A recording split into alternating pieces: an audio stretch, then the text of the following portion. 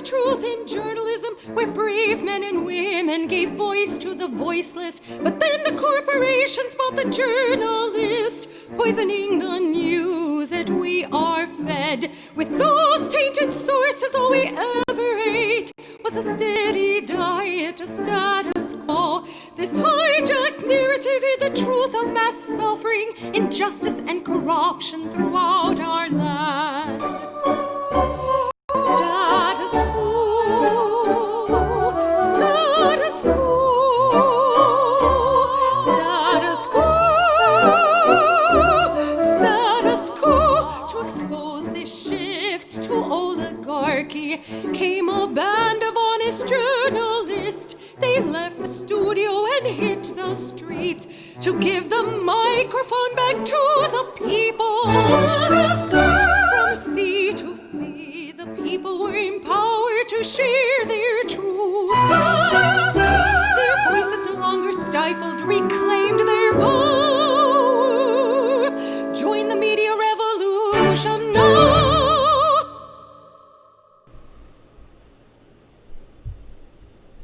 Hey there, Jordan Sheridan, live Sunday, November 17th, 2019. Losing time. Hope everyone is having a very lovely weekend. A lot going on in the news. Jen and I have been super busy, focused on an investigative story we're working on. So I'm not going to be live as long as I normally am on Sundays, but we'll have a good time while I'm live. I got my coffee. I got my water, which I hope is clean, considering we live in United Corporations of America with dirty water. And I have you. So what else do I need? Status Coup. Obviously, we're going to cover quite a lot in the campaign. We have some original interviews. We have some original interviews. We're going to show a little bit about, as the corporate media showers Mayor Pete Buttigieg with adoration. We're going to actually give a reality check on who this man really is. And if he wants to run a country of 330 million people, might want to start with making sure homeless people in South Bend, Indiana, with only 100,000 people, have somewhere to go during the winter. Maybe if he can't handle that with 100,000 people, not a good idea to allow him the keys to 330 million. So we're going to get into that. I did an interview this morning that we're just uploading right now, so we'll show that in a little bit. I also believe we just did a text alert. Our first text alert. So if you got the text alert, let us know. You can join our text alert system by texting Coup to 474747. This is one way to get around this unbelievable suppression we've been dealing with on this platform. So join our text alert system. We won't text you 25 times a day, but we're going to try to text you for some of the live streams to make sure if you're not getting a notification on YouTube, you'll know we're live through text. So Jen is doing some stuff with family today. So Michael, if you could help me out in the super chat, so I don't have to do both, but I'll put it in here. Text Coup to 474747.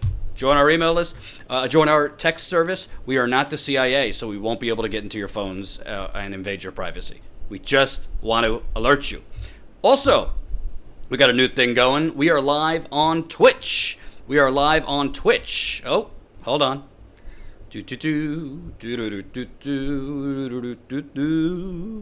What will be? Here we go. So we're live on Twitch right now. So make sure. Go follow us on Twitch. We're trying to expand. So we're not so reliant on YouTube because you never know with the things YouTube's doing right now. You never know what YouTube will do, and we want to make sure that we have followers and an audience on other platforms in the event that YouTube gives us the boot. So there's the that's not what I wanted to put in. Here is the Twitch. Here's our Twitch URL. So you can follow us on Twitch. Again, we're live on Twitch, we're live on YouTube, but if there comes a day where YouTube makes it too difficult or just kicks us the heck out of here, we want to make sure you guys are on Twitch too. So there's the link. Also, there is a live chat on Twitch. I saw somebody ask that. So definitely follow us on Twitch and our text alert. And like I said before, Jordan, just start up a nonprofit YouTube. Should be easy. Oh, and Shay, if only you knew how not easy. That's not easy, but thanks for the suggestion. We could talk about it in our upcoming members call. We have our monthly members call, our video call with our wonderful members this coming week. I think we're going to do it on Wednesday. So we could talk about that idea and others. Jen and I with you. It's a video call for those of you that have joined before. It's a lot of fun. I want to add today 15 new members to get to 750. I think that's very doable. And if you become a member today, you will get a link to join our video call. Believe we're going to do this coming Wednesday. I'll confirm it with Jen, and we'll tell you about that tomorrow. Statuscoup.com. You know the drill. So, before we get to the news, press the like button. We got 180 people watching. 103 have pressed that like button. The more people that press that like button, the more people that will see this very live stream. As far as I know, we're the only ones live in the progressive sphere right now on Sundays. So we want to get this audience up as big as possible, particularly when we air this interview exposing Pete Buttigieg for the empty vessel he actually is. So definitely press that like button. It's right under the video. It's the thumbs up. If you're watching on your phone, you could just X out of the live chat on your phone for a second, press that like button, and then you could go back into the live stream. For those of you that were here last Sunday, it was a joyous occasion. We met our GoFundMe goal. So thank you. $85,000 raised from over 1,000, almost 1,200 people. $85,000 raised. I really appreciate it. Jen appreciates it. Colin appreciates it too. And we go onward. So for now, definitely. Obviously, we want to grow our membership. That's statuscoup.com/join, which we'll talk about a little bit more later, more of the perks. But for now, this is a super chat. So let us know if you love us in the super chat. I will try my best to read as many as humanly possible. Jen is with family today, so she usually reminds me if I miss a super chat. So I'm sorry. I'll try and monitor everything and do everything I can. So 200 people watching. Keep it coming. Press that like button. So, I would like to start with Hillary Clinton. I hope all of you have had breakfast because it's only it's 9:45 in the morning, and I think re-airing this clip from 2016 is going to be very instructive. Because you know what? Actually, I'm pulling an audible because that's not what I wanted to start with. I do want to start with something. I very rarely start a show talking about Donald Trump, but I think when you're talking about the president's health, it's kind of important. Donald Trump went to the hospital for a, quote, medical exam, an unscheduled medical exam. And thank you very much, Jim Rock, getting us started in the super chat, $4.99. Really appreciate it, Jim Rock. So Donald Trump goes to the hospital for an unscheduled exam. Very interesting. Kind of got lost in all this impeachment stuff. President Donald Trump underwent a quick exam and labs as part of his annual physical exam on Saturday out of anticipation of a, quote, very busy 2020, the White House said. Trump, 73, made an unannounced visit Saturday afternoon to the Walter Reed National Military Medical Center in Bethesda, Maryland. A source with knowledge of the matter told CNN that Trump's trip to the Walter Reed was not on his schedule as of Friday. On Saturday evening, Grisham told Fox's Jeanine Pirro that the president decided to go on Saturday since it was a down day. Grisham also denied that the president had any health issue. He's healthy as can be. He has more energy than anybody in the White House. The man works from 6 a.m. until very late at night. That's actually not true. We know he lies in bed watching Fox and Friends starting at 6 in the morning, but I digress. In a tweet early Sunday morning, the president said he had began phase 1 of his yearly physical and that he'll complete it next year. Everything's very good. So I've had physicals before. I'm not remembering that there were different phases for the physical. I don't know about you guys. I don't recall different phases for the physical. I also don't really remember it being normal for people to go for physicals on Saturdays. To the president to go on a Saturday for a physical when it wasn't on his schedule on Friday. I also find it odd that he just had spare time. So, hey, let's just go for part 1 of my physical. What are the different parts? Do they do one physical for your body and another one for your hair? Is that the different parts for the physical? So, I'm not going to play doctor here. I didn't play doctor. I don't play doctor for Joe Biden. Clearly, I've been saying for months, there's something not well going on with his mind, but I can't diagnose it. I'm not going to diagnose it. So I'm not going to play doctor here. But I don't buy that President Trump, who didn't have on his schedule on Friday a physical on Saturday, just went to the hospital for part 1 of his physical on Saturday. There's, some things flying around the internet about this. Monarch, who cares about Trump's physical, Jordan? Monarch, you're not getting my point. I don't think he went to the hospital for a physical. I think they are covering up that he went to the hospital unannounced the day before. It was not scheduled. You don't usually have multiple parts of a physical. So when the President of the United States, surprisingly, goes to the hospital, kind of think it's relevant. You don't think? So I'm not going to say what's going on, but, here's just a couple takes on the Twitter. This is from Sam Stein. When you've burned all your credibility on big, medium, and petty matters, you lose the benefit of the doubt on important stuff. And right now, no one could realistically take at face value the White House word on the president's hospital visit yesterday. And then you had Jed Legum. It's impossible to take at face value. Unclear if it was serious or not, but no one goes to the hospital on a Saturday to do part of an annual physical. And Trump's last physical was 9 months ago. So, why I bring this up?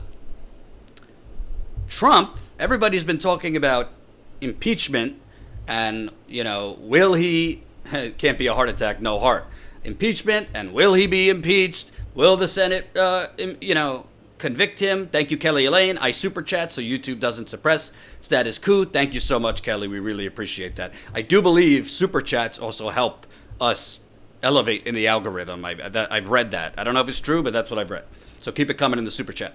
But what I think is interesting about this, if Donald Trump, Donald Trump supporters, people have thought it's a bad strategy for Donald Trump to not want to widen his bbase, right? For Donald Trump to not want to expand the electorate because he's only been playing to his small sliver of like 31, 32% of people.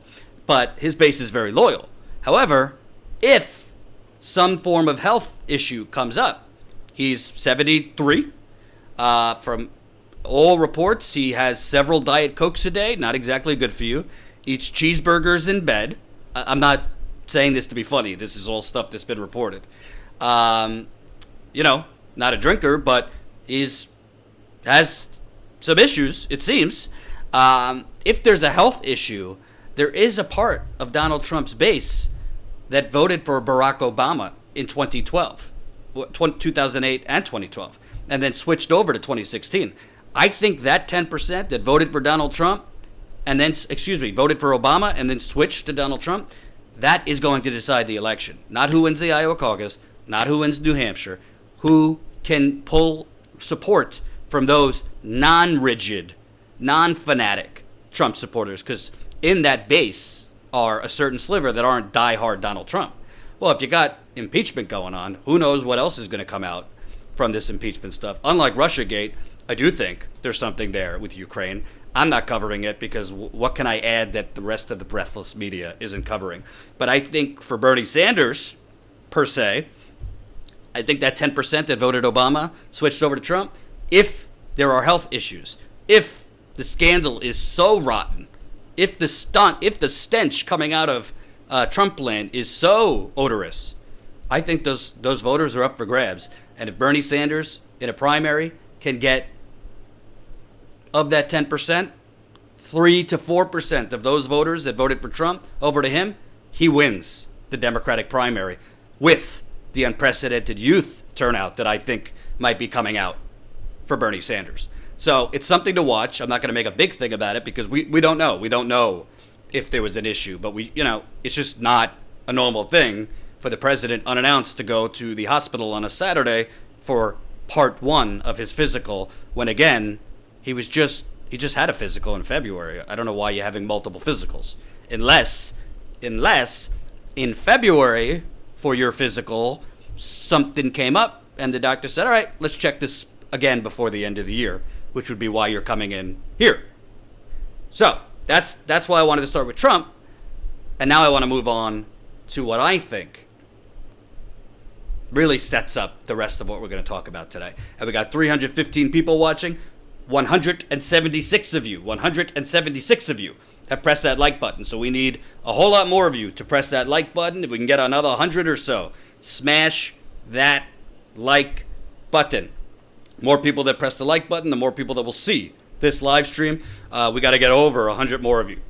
Press that like button. Keep it coming in the super chat. We're up to 10 viewers. 10 viewers on Twitch. Got to crawl before you can walk. So, hey to my Twitch people, really appreciate it. Keep it coming on the Twitch. Here's the link if you want to follow us on Twitch. So, I'm going to play this clip for Hillary Clinton from 2016 because I think it sets up what we're going to talk about after that pretty well. If you've seen it before, my apologies, but here we go.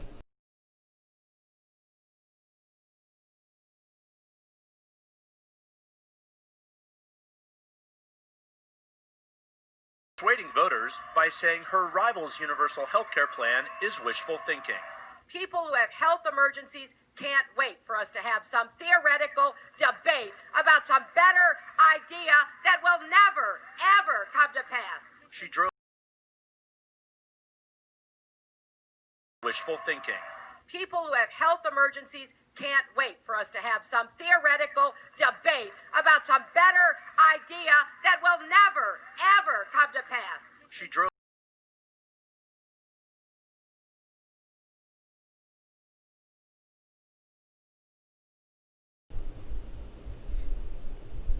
Did you guys see that? Okay, good. So, what's unbelievable? Oh, I didn't press the camera? Oh, God. This is what happens when you're doing everything by yourself. Hold on.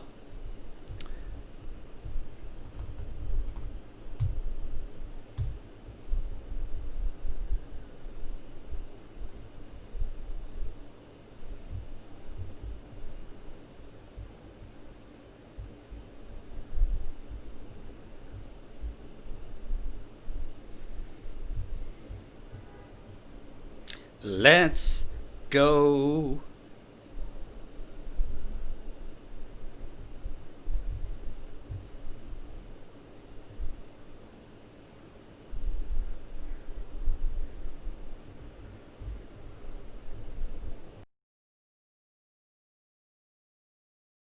health care plan is wishful thinking.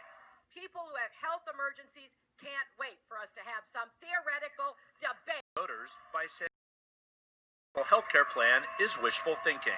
People who have health emergencies can't wait for us to have some theoretical debate about some better idea that will never, ever come to pass. She drove. People who have health emergencies can't wait for us to have some theoretical debate about some better idea that will never, ever come to pass. She drove. Persuading voters. She drove. All right, so you guys saw it that time. My apologies. So why I wanted to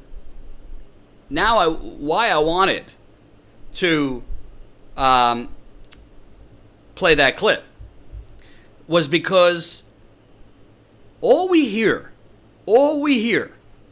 from the media is, you know, when you go too far left, you're not going to win in the Midwest.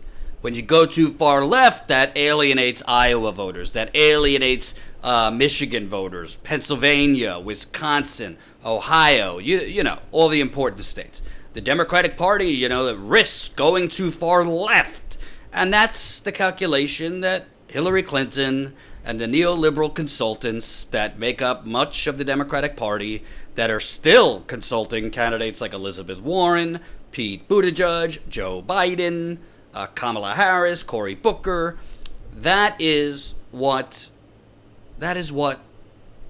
is the traditional order of things. Run as a leftist in the primary and then pivot to the center, right? And somebody said, you need to invest in a good streaming PC. Well, help me invest. Help us invest. We want to get 15 new members today. So sign up today, statuscoup.com/join. We're going to have 2 great interviews coming up for you. One of them with a South Bend, Indiana resident who is going to totally pop the lid off of who Pete Buttigieg really is.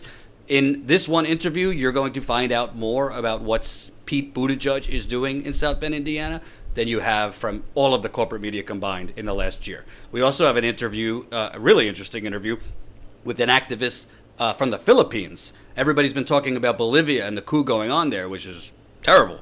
Also, the United States is aiding the Philippines and the brutal dictator there, Duterte, to a tune of $200 million for unprecedented extrajudicial killings. So we have that for you too. Definitely consider signing up as a member. That's how we do need to buy. I need a better computer, certainly, for streaming. But we also need some more equipment. We need more funding to travel and cover the campaign and many other things. So keep it coming if you can. statuscoup.com/join. Got a couple members over the last few days, so we'd like to keep it going. But why I'm playing that Hillary Clinton clip is we keep getting fed this propaganda, this fact-free, not backed up by data, nonsense from the Chuck Todds of the world, from the Hillary and Bill Clintons of the world, from the Donna Brazils of the world, from the Rahm Emanuels of the world, all the very neoliberal Wall Street servants that led us to Donald Trump. No. We got to moderate our message. Medicare for all, a little too far here. Green New Deal, just too far left. Free college, free this, free that. No. The people of the Midwest are not going to stand for it. And now, we got President Obama, and remember, press the like button. We got almost 400 of you watching. 270 have pressed that like button. The more people that press that like button, the more people that will see the live stream. Smash that like button. So now you have President Barack Obama coming out of the woodwork. Been relatively quiet during the campaign. Barack Obama tells folks, hey,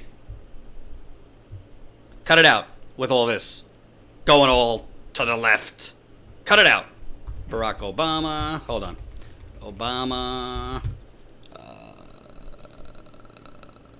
Obama donors. Obama in a speech in front of lavish donors, because Obama, hope and change, he hangs out with the proletariat. All these wealthy donors is who he was talking to. Tells Democrat, do not tear down the system. We can't tear down the system. Let's get the exact quote. Even as we push the envelope and we are bold in our vision, we also have to be rooted in reality, Obama said. The average American doesn't think we have to completely tear down the system and remake it. The comments marked an extraordinary entrance into the primary contest by the former president, and the New York Times wrote it that he was obviously referencing Bernie Sanders and Elizabeth Warren. And he went on to say, I don't think we should be deluded into thinking that the resistance to certain approaches to things is simply because voters haven't heard a bold enough proposal, and if they hear something as bold and as possible, then immediately that's going to activate them. So basically, Barack Obama is meeting with lavish, wealthy donors to calm them down, because apparently they don't think 20 candidates is enough. These donors want, we need Bloomberg to jump in. Now we got Deval Patrick to jump in, who there's no reason for Bloomberg or Deval Patrick to be in here, but they're jumping in. For all we know, Jeff Bezos might jump in the race pretty soon, because They don't like that Bernie Sanders is competitive in these polls, and we're going to get into the polls. They don't like it. But what I find so interesting about this, and honestly, I don't hear any corporate outlet mention this, and I also don't hear many independent outlets mention this. When Barack Obama says, even as we push the envelope and we are bold in our vision, we also have to be rooted in reality. The average American doesn't think we have to completely tear down the system and remake it. The reality does not back up what President Obama is saying. The reality is Hillary Clinton was not the only Democrat who lost to Donald Trump in 2016. And this is not talked about, and I don't understand why. Barack Obama lost to Donald Trump in 2016. Hillary Clinton was essentially running as the third term as Barack Obama. Hillary Clinton was essentially running as the third term to exactly that incrementalist, trim around the edges, change comes, in small increments. We have to think big, but also be rooted in reality. This very mindset, this way that Obama actually governed, is exactly what lost. Donald Trump, who was completely full of it, I covered it on the road. Donald Trump, who fed, workers and people in the Midwest a lot of hot air. Donald Trump said, tear down the system. Donald Trump said, we are ending the wars. Donald Trump said, we're bringing the jobs back, repealing NAFTA. Donald Trump called for tearing down the system. And he won in the same states, Michigan, Wisconsin, Pennsylvania, Ohio, that all these idiots on corporate media, all of these disgraced Democrats who were responsible for Donald Trump getting elected, he won by running on the thing that Obama is telling you and the media is feeding to you, that if you do what Trump won based on, tear down the system, anti-establishment, basically a lot of what Trump was talking about was going left. If you do that, we're going to lose. Even though Trump is the symbol that if you do that, you're going to win. And I don't want to be confused. I'm not actually saying Trump represents going to the left. I'm not saying Trump represents tearing down the system. Obviously, he's corrupt, rotten, racist, evil, and I want to defeat him.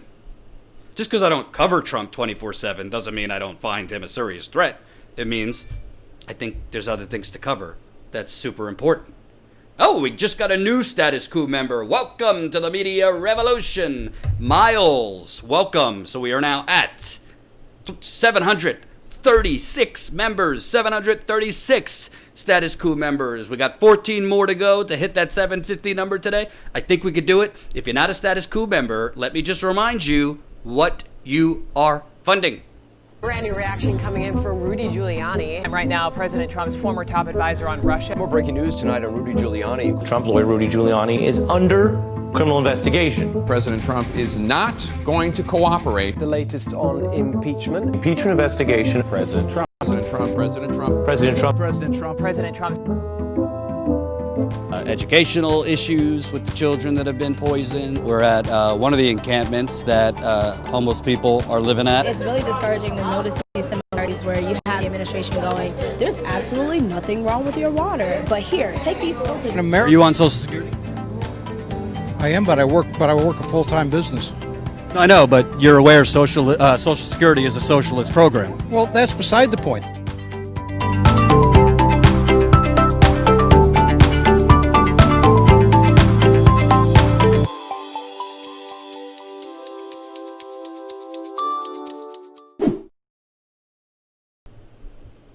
So let's get that number up as much as we can. Welcome to the party, Miles. 736 Status Coup members. So the point I'm trying to make is Donald Trump yeah, he said in an interview, this isn't a very Republican thing to say, but everybody has to be covered. He said in interviews, America can't be the policeman around the world, and we're going to get out of all these countries, right? He spoke at rally after rally. I'm taking it to Goldman Sachs. I'm taking it to this. I'm reopening the factories, this and that. Donald Trump did not run on small changes. Donald Trump did not run. I'm just talking verbally. It's not like he actually followed through on any of this. Donald Trump did not run on being rooted in reality, as Obama says. Donald Trump did not run on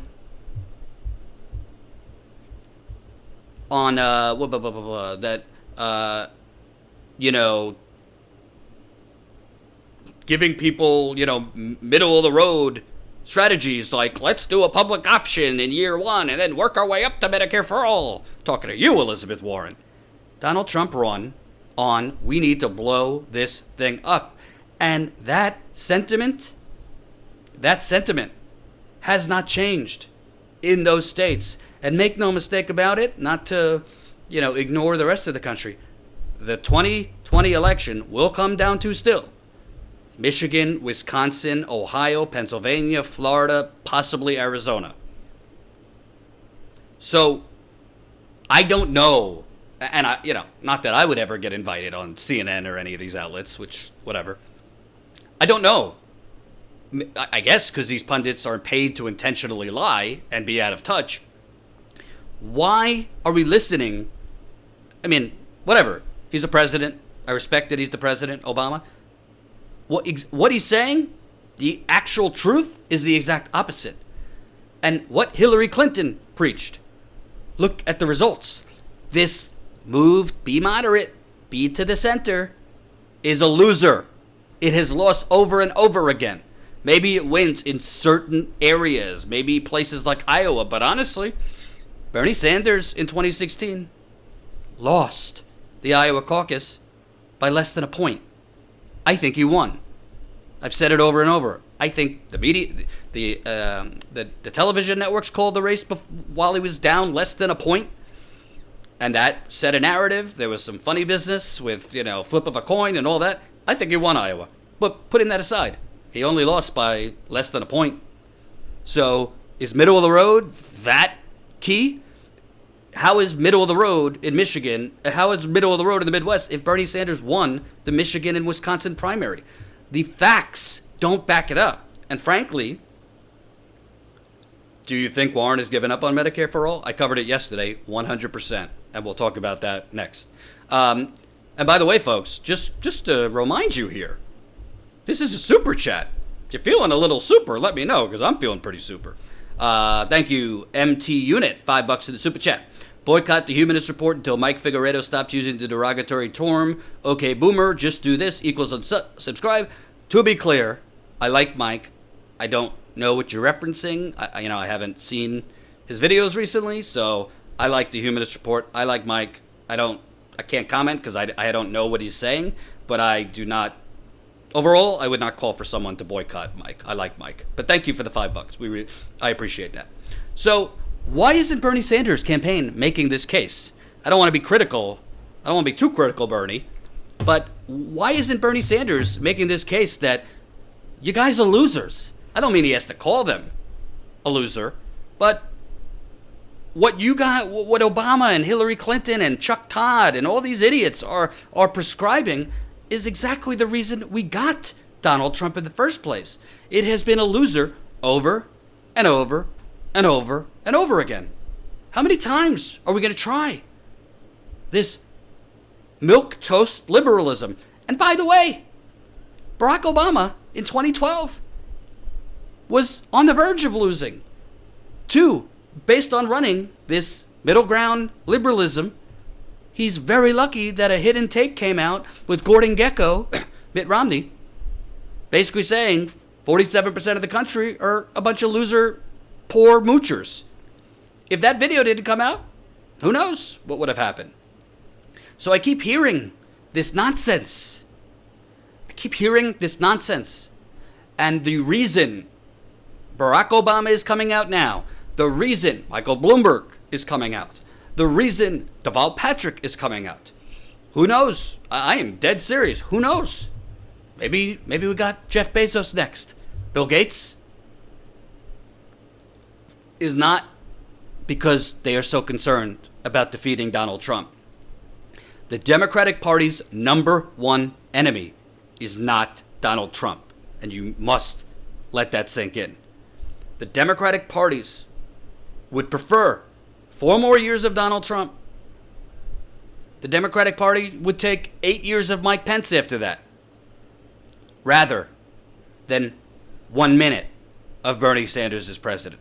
That is the sad truth, and that is why Obama, who ran on hope and change, who ran on universal health care, who ran on ending the Afghanistan war, who ran on many, many progressive, very, very bold things, and did not a lot of those things.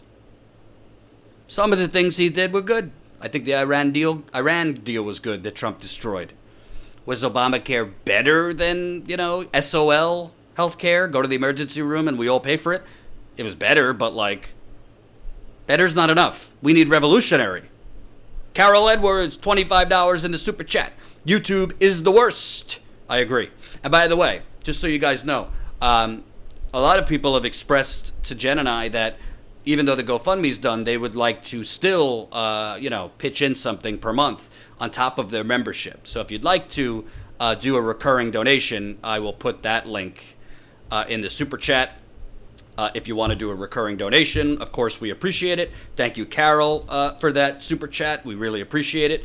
Snorky Y2K. Bernie lost Iowa because rules for a coin toss were at discretion of chair and were if coin came down, Hillary won in 6 ties out of 6. Complain to IDP. Thank you, Snorky. I don't think that's the main reason Bernie lost Iowa. I think the media has a much, much more powerful influence than a coin toss. And when all the networks call it for Hillary Clinton, when Bernie Sanders is down 1/10 of a point, that has the effect of basically setting the narrative, and then the Democratic Party officials in Iowa followed suit.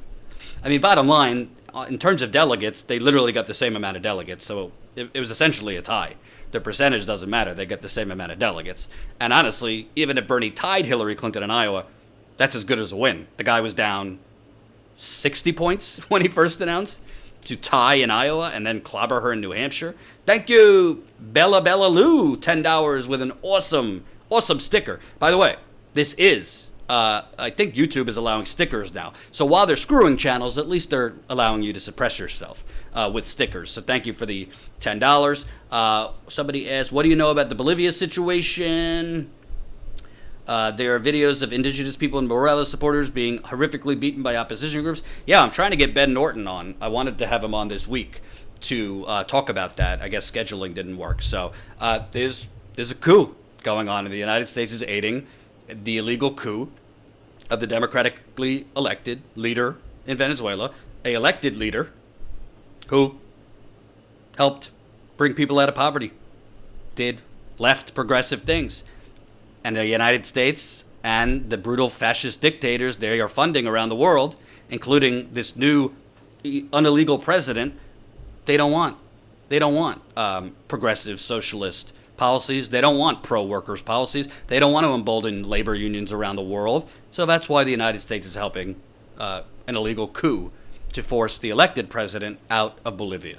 That's exactly what's going on. Thank you, Carl Knight, $10. What are a couple of your favorite cult movies? Good question. Shawshank Redemption is my number one movie. Favorite movie of all time, for sure. What else? Definitely, I really like The Fighter with Christian Bale and Mark Wahlberg. I've always loved that movie. What else? Love The Lion King. Not ashamed. One of my faves. What else? Love Forrest Gump. What else? I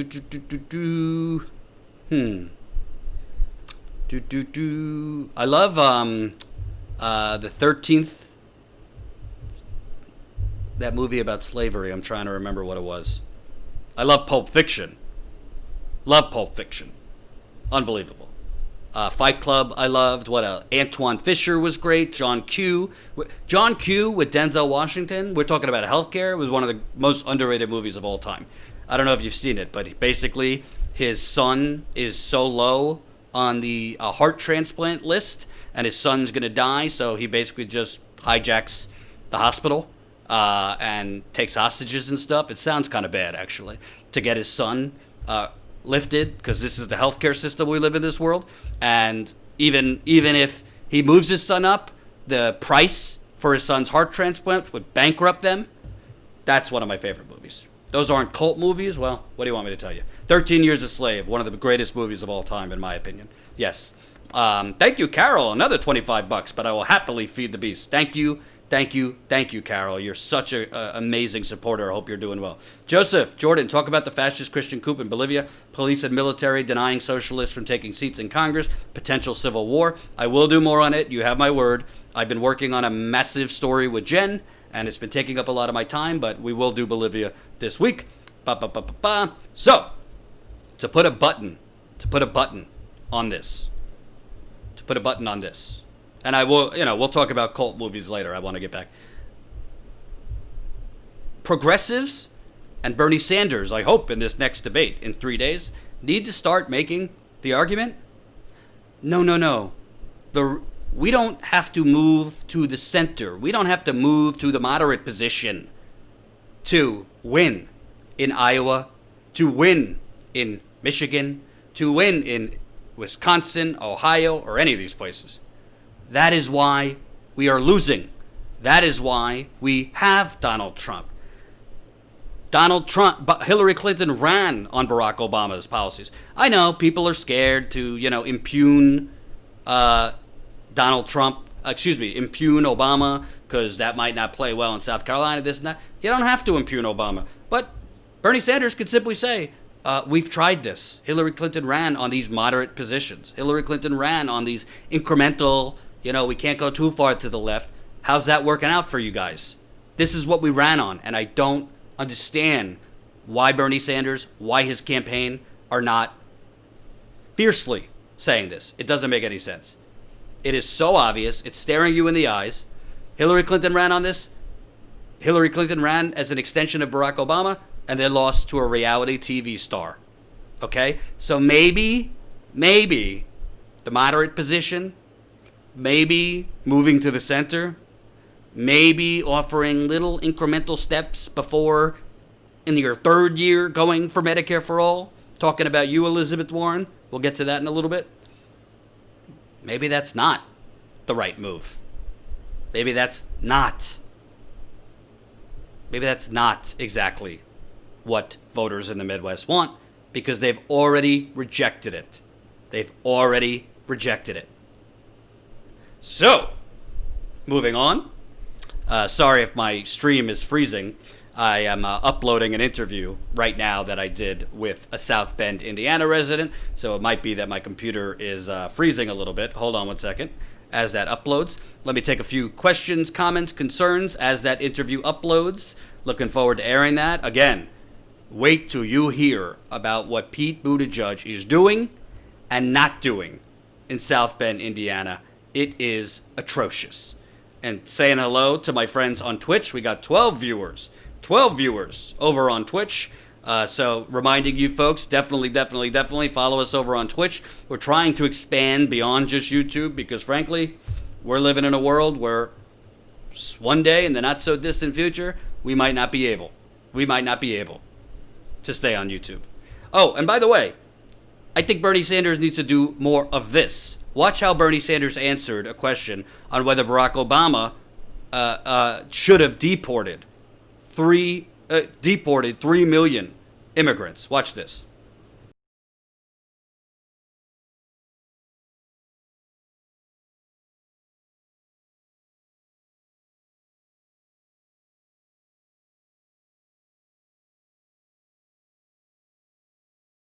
But would you say that he made a mistake by deporting 3 million people? Yes.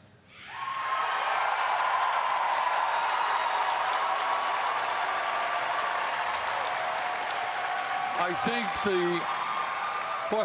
think that, again, I think what I'm going to tell you is, in fact, what the American people want. And they want to stop this ugly demonization of the immigrant community and the racism that's coming from the White House.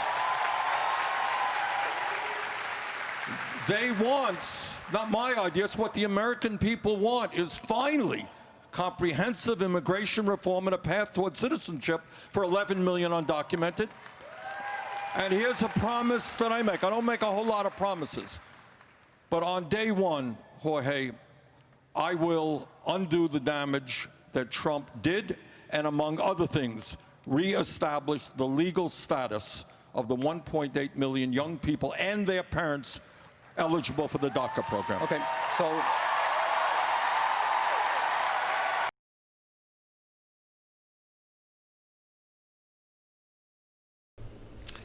dang, I was getting people telling me video frozen. It's because I'm trying to upload this interview from YouTube, and it's probably taking too much of space on my computer. Sorry about that. So, what Bernie said was Jorge Ramos asked him, Bernie, do you think President Obama made a mistake deporting 3 million immigrants? And instead of, this, mealy mouth, stuttering and like, well, I think President Obama is wonderful and blah, blah, blah, blah, blah, and yada, yada, yada. He simply said, yeah, I think he did make a mistake. I don't think that it's not attacking Obama. It's not saying he was a terrible president. It's saying that's not who we are. We should be welcoming immigrants, not deporting them. And this is what he needs to do in this debate on running to the left, running to the middle, and being a centrist and all this stuff, and say, no, we tried the moderate way. We tried the neoliberal way. We tried running a third term, an extension of the Obama administration, and it gave us Trump. Obama did some good things, but that philosophy, the Midwest and the rest of the country spoke. Yes, she won, the popular vote, but that's not how we elect presidents, unfortunately. So we got to actually focus on how will a Democrat win the Electoral College, which is how we elect a president. I'd rather it not be how we elect a president, but that's how we do it. So, without further ado, folks, give me a minute because I just got to load it. This morning, I interviewed a South Bend, Indiana resident. Her name is Arakel Bloss. And Arakel is on the ground in South Bend. She lives there. She's an activist. And she's been basically sending me stuff for weeks about Mayor Pete that the media is not talking about at all. The media just feeds breathlessly just adoration for this man, making him seem like he's some, new kind of politician and he's going to heal the divide in America. And nobody seems to want to actually look at, well, what has he done as mayor in South Bend, Indiana? And most of the journalists I see don't even ask residents what he does in South Bend, Indiana. Carol Edwards, another $25. Thank you very much. If it bumps to percentages. I believe it does. Keep it coming. So, Arakel messaged me and said, Mayor Pete is totally dropping the ball on making sure homeless people have a place to stay. Kind of a big story. If you want to run and be the president of 330 million people, if you can't provide accommodations for homeless people in a city of 100,000. So let's take a look at that interview. Again, sign up as a Status Coup member for more original reporting like this, because I would like to have the funding to go to South Bend, Indiana, and stay there for a while, to expose, talk to real people, actual working people, African Americans on the ground there, and expose who this man is. Gotta get our membership growing to do that. Right now we're at 736 members. We gotta get it today to 750.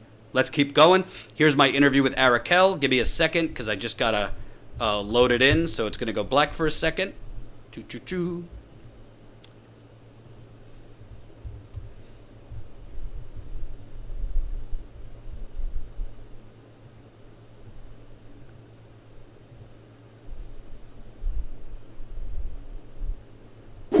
Hey, it's Jordan. Delighted to be joined by Arakel Bloss, South Bend resident, activist there. You've definitely kept me in the loop what's going on the ground there. And honestly, I would say you've put out through your social media and other platforms more reporting on the true nature of Mayor Pete Buttigieg than most of the media there.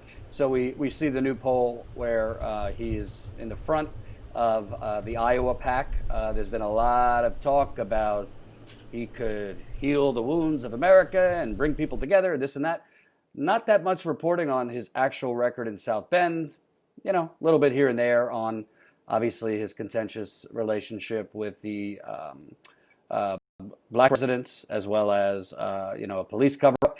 But there's other things going on that isn't getting any attention. So I wanted to ask you, obviously the winter is coming, already really cold in the Midwest. And there's been issues before with the homeless in South Bend having places to go. Can you kind of talk about what's going on there now? And is Pete Buttigieg doing what's necessary to protect public health? No, and this is actually, it's kind of a pattern with him. We had the same problem last year during the polar vortex, you might remember. Unfortunately, a couple things happened last year where the lease didn't come. They didn't apply for the lease for the winter weather amnesty building. It was too late to open when we need weather amnesty in South Bend, Indiana. We're about 80 miles southeast of Chicago, so we get all the lake effect snow. It's frigid. We get 18 inches, 20 inches. So it wasn't open in time. So that was the first thing that happened last winter while he was out nationally traveling, deciding whether to run for president. When the weather amnesty shelter opened, it was too far for the homeless actually to even walk to it. Most of those folks stay downtown. So then during the polar vortex, all the citizens and the groups that we have, Clara Ross and many wonderful, loving people pulled together and had to pick these people up and make sure they got to the shelter, made sure they had food. It was a huge community effort. We had schools would shut down here and the public buses a couple of the drivers volunteered their day, took their school buses, rode around, picked up the homeless, and made sure they got to the amnesty shelter. So last year was very frustrating, and it's something he never acknowledged publicly, that we were doing his job for him. So we would have expected better this year. But again, the weather amnesty shelter is a nighttime shelter. It opens at 7 p.m. and it closes at 7:45 a.m. These folks have nowhere to go for almost 12 hours in frigid weather. Not only that, the library, which is in center downtown, which is where they usually walk in, use the restroom, warm up, is closed for reconstruction and renovations. So there's no place for these folks to go for almost 12 hours. So people are, trying to ask churches to open their doors because it gets deadly cold here. And, there was a tent city underneath the viaduct, and that was destroyed by the city, where we had homeless pullets down, so they would up the cement for the freezing cold. Pete gave a lot of money for a big study on the homeless, and then did not take the recommendations at all. And you can research that. So it's been very disappointing that our most marginalized people here in South Bend don't have a voice except for the, just citizens coming together. And it's interesting and kind of alarming because you have somebody running to oversee 330 million people, but you're describing kind of a makeshift citizen effort in a city of 100,000 because the mayor isn't doing the basic things, making sure enough homeless shelters are open, making sure it's in easy enough walking distance, or there's transportation to get homeless people there without, basically benevolent, kind bus drivers and residents. People could die out in the cold in those kinds of temperatures with the wind chill that you're talking about coming from Chicago. Has he ever spoken about this or had to answer for this in South Bend? Well, I know Clara Ross, every day she's advocating for the homeless. She was able to get them to give out transpo bus tickets for the homeless so they can get to the shelters for free. But that's the only thing that we've had accomplished this year, which is not a small thing, but come on, it's city buses. They can at least let the homeless take them for free to get warm. It's a big problem. And I think you'll find what I try to talk about on social media is that time and time again, Pete tends to have like a blind spot. Almost a lack of empathy where he's not thinking ahead until a situation arises. And then it's, a lot of publicity, throwing money into studies. But what you see is not a lot of change here. He got voted in by, 8,000 votes. We're a town of over 100,000 people. So we have voter apathy. We have increasing poverty. We have the violence has increased 40%. From this time last year, shootings. And so those citizens around the country that are concerned with gun control or answers to gun violence are not going to find it from a mayor from South Bend. We had a mass shooting here right after Eric Logan was shot and killed by the police. Within a month, we had a mass shooting. I could hear it from my bedroom. And for those that don't know, Eric Logan was a black man shot by South Bend police. As far as I know, nothing's really been done about that. No, he did request a special investigator.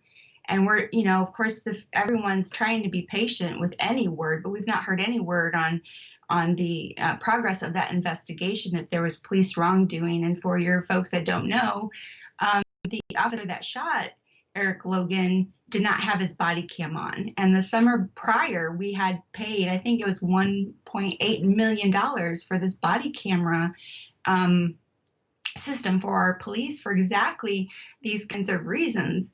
And not only did the officer, shoot Eric Logan, him and another responding officer threw Eric Logan in the back of the police patrol car and took him to the hospital, which was like 2 blocks away, instead of allowing for an ambulance to come. So there's a lot of questions that, and a lot of distrust in our community. And even though Pete has addressed some of that, it's been in response to, instead of proactively seeing what's coming ahead and addressing. Would you think it's fair to say, because what I'm hearing, you have a mayor, I mean, obviously he's a politician, they're all ambitious, they're all thinking about the next position, but you have a mayor of a small city, but basically as early as 2 years ago, he's preoccupied. He's running for DNC chair. That didn't work out, but during that period, he starts kind of establishing and paving, the road to run for president, it seems, establishing donor networks and, possible staff and an infrastructure 2 years ago. So if you're running for DNC chair, kind of establishing your infrastructure to run for president 3 years later, you're not exactly a full-time mayor. You're focused on other things. So as a result, you're not really thinking, we got to get everything in place for the winter for the homeless, or, what's the status of the police body cam, updating the policy, which I know you put in a freedom of information request for. But you are, in the corner of your eye, how's the downtown gentrification going? Because South Bend, like many other cities, it's basically an economic Hunger Games, and they're beautifying, 10 to 15 blocks downtown and leaving the rest of the city to rot. Am I describing this? Am I overplaying it, or do you feel he's basically been preoccupied with his political ambition? I would say he's been preoccupied, but at the same time, I don't think that would make a difference. I mean, this is his 8th year. He's about finished with his 2nd term. He's had plenty of time to address these things, but have not. And if you look at his record, diversity decreased in his administration. Black unemployment rose to 11%. We have 40% of our population here in South Bend is Black residents who have considerable obstacles ahead of them. And in this city, we've had the gentrification. We've had him, bulldoze 1,000 houses in 1,000 days and spend his time prettying up the city, which is a lot like what Republican mayors do. So if you look at his ongoing record, it's just not positive. I can tell you, for instance, the Minority and Women Enterprise Board, which was created by Steve Lucky, who was before Buttigieg, to increase minority and women business contractors here with the city of South Bend.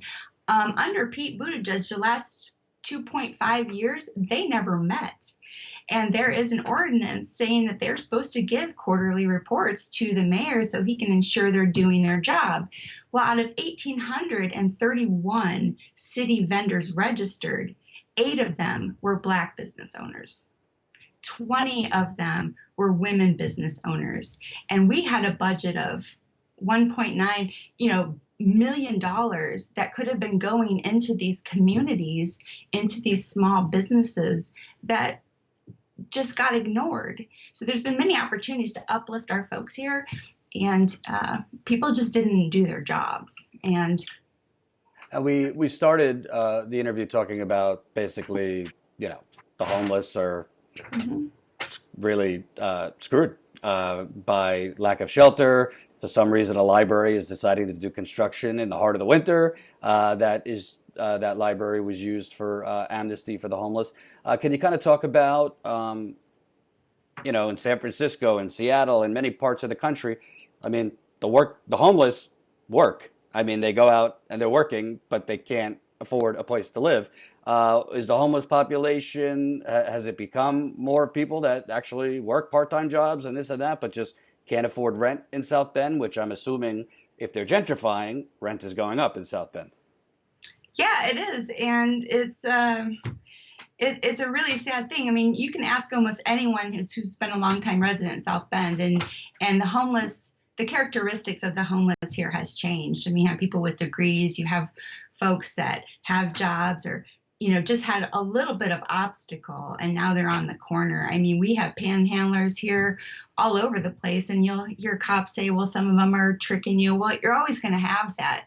And we do have a homeless center downtown, but it requires, certain requirements to be in. And we have chronic homeless folks that aren't going to enter those kinds of programs, but we still have an obligation to their human rights and their dignity and make sure we get them warm. And like I said, he spent a lot of money on a lot of experts to give us this homeless report on how when he wanted to tear down Tent City under the viaduct, which they did. But they did that and then didn't implement what the report asked them to do, which was to appoint or create a position within city administration that just brought all the different nonprofits and shelters together so that we made sure all the gaps were filled. And he chose not to do that. In other reports that he's had done with these consultants, he asked for no recommendations, so they don't have to feel pressured to follow these. So it's this constant trend with Pete that he doesn't, I like to say it, he doesn't like ugly. Mm-hmm. Whether it's poverty, gun violence, homelessness, it gets pushed under the rug to make everything kind of look pretty, but the solutions are not ever brought forth. Now, I want to give a big shout out to Regina Williams-Preston, Oliver Davis, Jordan Geiger. We have a lot of people that if you see progress here, it's because they have continued to raise their voice and fight for these people. And that's the only reason these things are getting done is because of community pressure. What I find like such a cognitive dissonance, I heard him do an interview recently, I think it was with the Circus, that Showtime show. And he was talking about, no, we can't go back. He wasn't really attacking Obama, but he said we can't go back to normal. Normal didn't work, meaning the neoliberal Obama era. But everything I'm hearing from Pete Buttigieg, his proposals for president, everything you're describing is neoliberal. Is the neoliberal, is paying lip service with studies and reports and basically a lot of branding and a lot of public relations, but no teeth behind it. What is he proposing on a national level? As somebody who knows what he's done and not done in South Bend, what exactly is he proposing that is so different for, quote, his generation? He likes to talk about my generation as a millennial.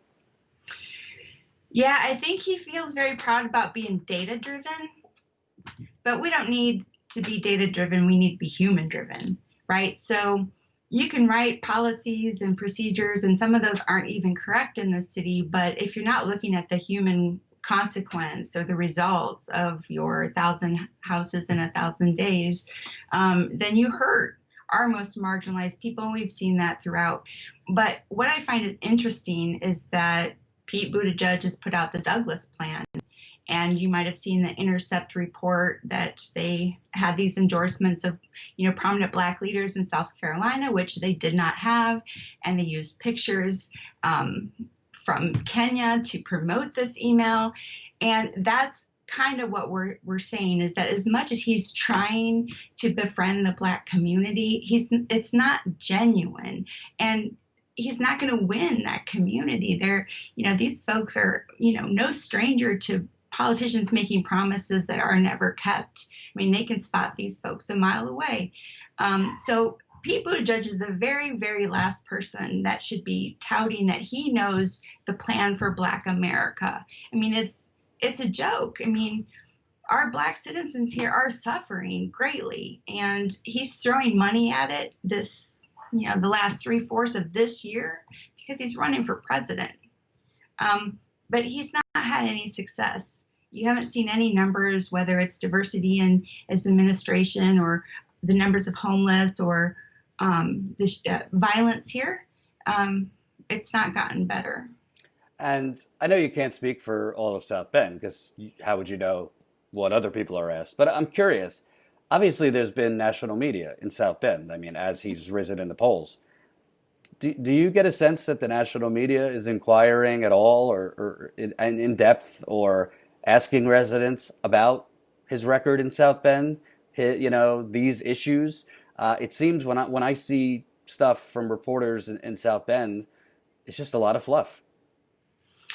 Yeah, there's been a lot of reporters here. I mean, I had Washington Post in my living room. We've had ABC, CNN, everyone here. And they have highlighted some of the, of course, the Eric Logan situation became very prominent in the national news, and maybe a few other of the items. But no, I mean, I don't know why nobody has printed that our homeless have no daytime winter amnesty in South Bend, Indiana. I mean, and that's why I'm talking to you now. I mean, I'm for all intents and purposes, I'm trying to retire from activism and organizing. But if I can use my voice to get folks warm weather stations during the day, well, I have to do that, because otherwise I'll be helping, and I don't mind help. But we need the nation to know this, because he only has 2 more months in office in South Bend where we can actually hold him accountable. And I want to mention to your viewers that when Eric Logan died in July of this year, or June, I think June 26th, Blacktivists and Black Lives Matter and Antifa and a bunch of people came together. Eric Logan's family, Tyree Bonds specifically, and Eric's mother, they made lists of demands from Pete. And one of those demands was that we have an empty seat on the Board of Public Safety that had been vacant. And they had demanded a citizen be appointed to that seat, because the Board of Public Safety is the place where they vote on disciplining officers and policies and body cams in the fire department. And right now it was kind of stacked with folks that had retired as career police officers and firemen and have an interest in protecting these entities. He asked for public applications. They got 14. They must not have liked them, because then they extended the deadline, and they got 4 more apparently. He just appointed this person last week, and it's November from July. And this person, while I'm glad it's a woman, because it will be the first woman on the board, she's an employee of the city of South Bend in human resources. And I'm sure she's a lovely person and good-hearted and very capable. But he had agreed verbally to fill that seat with a citizen who can give voice. And that's how he is. He's kind of sneaky, because there's a show. There's a show, Sneaky Pete. Well, I don't know that, but he's sneaky. I mean, they put it out in the press on a Friday. She'd already been sworn in. They had this great picture with the flag behind her, and it just looked right. And I'm sure many people in our community forgot that in July, he promised that would be a citizen seat. So he's already setting up our community for failure for another fight. And I want to add one more thing. I know I don't want to take up too much of your time. I just wanted to say that back in June, I did a public records request to get the body cam policies, and that's kind of my professional policies and procedures are kind of my professional gig. So it took them about a week, and they said that part of my request was not specific enough. And I had asked them for some procedures that were listed on the first page about oversight of the video, who was going to do that, how they were going to be stored, accessed, and this kind of thing. So I put in another request in August, early August, and got specific. I want procedures A through E of this. And I just want to tell your viewers that on September 3rd, I requested on August 9th. I got this on September 3rd, which is a long time for the city outside of their scope of duration of time. And it says to me that they don't have those policies, that those policies were never created. And that's 424.4A through E of the body cam. And this was for a coordinator to be appointed, which they did have an officer appointed. But they ended up sending me a screenshot of his dash, of his software dash, showing that he had the capability to do those things. But yet they weren't done. So even though they've been working hard to make these policies better for the community, they've had lots of meetings, I'm going to send that to the independent investigators, seeing if the city was liable, culpable, if the officer was liable or culpable for the death of Eric Logan. I mean, these things need to be solid prior to questions of a resident's innocence, guilt, wrongful death, manslaughter.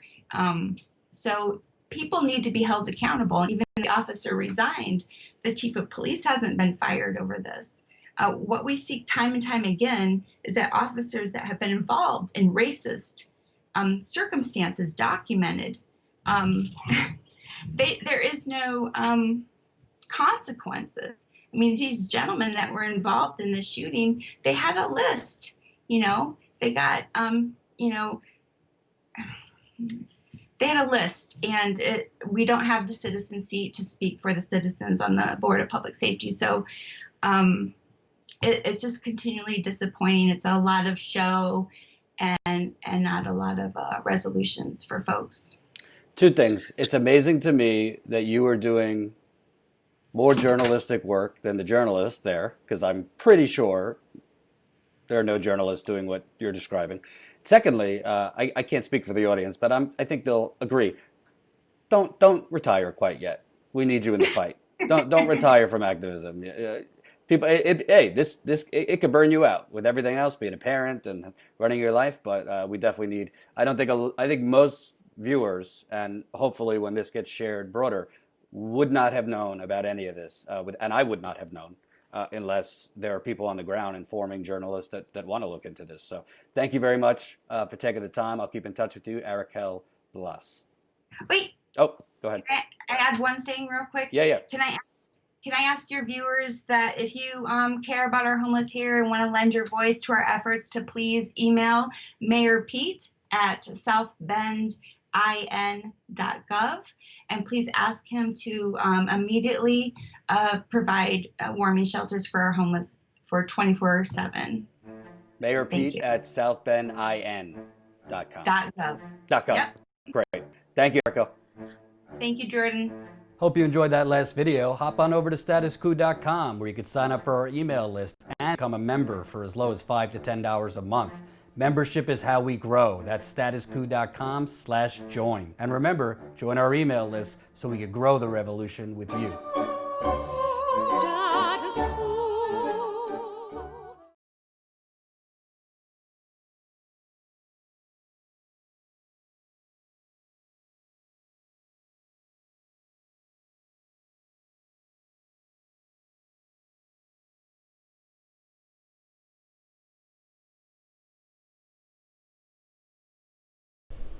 So there you have it. That was Arakel Blas. She's a South Bend, Indiana resident, activist, and basically telling the truth and revealing that this mayor has no business running for president. Honestly, I think you'd have a hard time showing a qualification for governor of Indiana. I don't know what his accomplishments are in Indiana other than gentrifying Indiana. If you want to brag about that, okay. He has a terrible relationship with the black population in Indiana, which not much better nationally, polling at 0 to 1% among black Americans. And as Eric L. pointed out, The Intercept had a great piece earlier this year showing that he was lying about his endorsements. Not earlier this year, earlier this week, that he basically, his campaign invented endorsements from key black leaders in South Carolina who did not endorse him. And as far as I know, he hasn't apologized for it yet. So this is your classic corporate media manufacture a candidate out of thin air. He ran for DNC chair in 2017. Same thing. Obviously, he's a politician. He's got ambition. He wanted to be DNC chair and get the hell out of South Bend. Now he wants to be president and get the hell out of South Bend. Well, why isn't any journalist actually looking into what has he done for South Bend, Indiana? What are the results? He can't even provide adequate care for the homeless in frigid temperatures. She was telling you South Bend, about, I think she said 90 minutes from Chicago, all that lake effect, all that wind comes to South Bend. You could die 12 hours every day without anywhere to go for the homeless people. If it gets severely cold, you could die out there. But no planning, no guarantees, no concern or follow through to even make sure the homeless are treated for. And we're supposed to think that this guy can run a country, can run a military? No. No. Sorry. So we'll do more reporting like that. I was putting in the super chat while we're live. As great as it is to do interviews like that, it's a little bittersweet because I'd rather be doing that stuff in the field. I'd rather have enough funding to do reporting like that in the field. It's a little different when you're out there and you could speak with multiple people. When you could go to events in the community, town halls, city councils, really get a feel, show you visually what the truth is of Pete Buttigieg's mayorship. And also, you have a better chance of broader media pickup if you have stuff in the field covering this. Do the best I can with the funding we have. Right now, we're at 736 status Coup members. We got one since we've been live. I would love to get more. The goal, hopefully today, let me tell you our goals. Our goal for the end of the year is 1,000. We believe, Jen and I believe, that the story we're working on, which, by the way, I'm going to have to end the live stream sooner than I usually do because I have a deadline. We have a deadline for a first draft for this tomorrow, actually. So we got to get this done for the outlet we're working on it for. So I got to turn to that. I would be on longer, but, I'm trying to balance a lot of different things. But our goal, we think, once we break this story, will definitely help with membership because it's a massive, massive story. But our goal is to hit 1,000 by the end of this year, so we definitely have some work to do. We got about a month and a half left in the year to hit that 1,000. Our broader goal is to just keep growing our membership. We have to, membership, as great as the GoFundMe was, and I can't thank you guys enough, and I still owe you a workout video. My girlfriend will shoot me working out later in the week, and I'll show you guys that if you want. GoFundMe helped us in these initial stages, and we've been able to buy equipment with it, cover a lot of amazing stories around the country that no one else was covering. You've seen that map before. That's where we've been. We got to add some places because we've been to some other places since we made that map. But membership is how we're going to grow for the long haul, and that is our business model. We are looking at other things, possible sponsorships, things like that.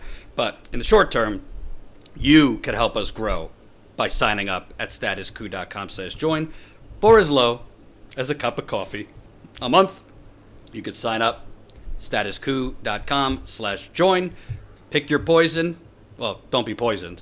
$5 a month. We also have $10 a month, $20 a month, $179 annually. And this week, sign up today because this week we're going to have our monthly video call with our members, which is always fun. Jen and I, through Zoom, not through YouTube, we speak with our members. It's always fun. I hope to have some good news for you this week on that story front and some other things. And yeah, that's the deal. So I have another interview for you, and it's a complete 180 from that. You know, we haven't been able to cover Bolivia as much. I try not to cover things that I'm not really in the know about. I mean, I just don't have that much time right now to study up on it since I'm working on this story, which right now we're at 7,000 words for this story, so we have to cut it down a little bit. But as important as Bolivia is, there's also a situation going on in the Philippines, which the United States is funding. And there is a leader in the Philippines that is going on a brutal execution spree that we are funding, basically to knock away leftists. So I interviewed an activist, a Philippines activist, earlier this week. I think it's really actually interesting, and I wanted to bring it to you. I am going to cover what's going on in Bolivia too, but for now, I think this is an interesting interview. I interviewed a Philippines activist, and take a look. I'm just loading it, so give me a minute. Here we go.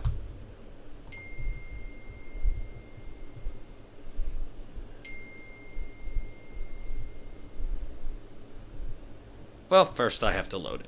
1 second.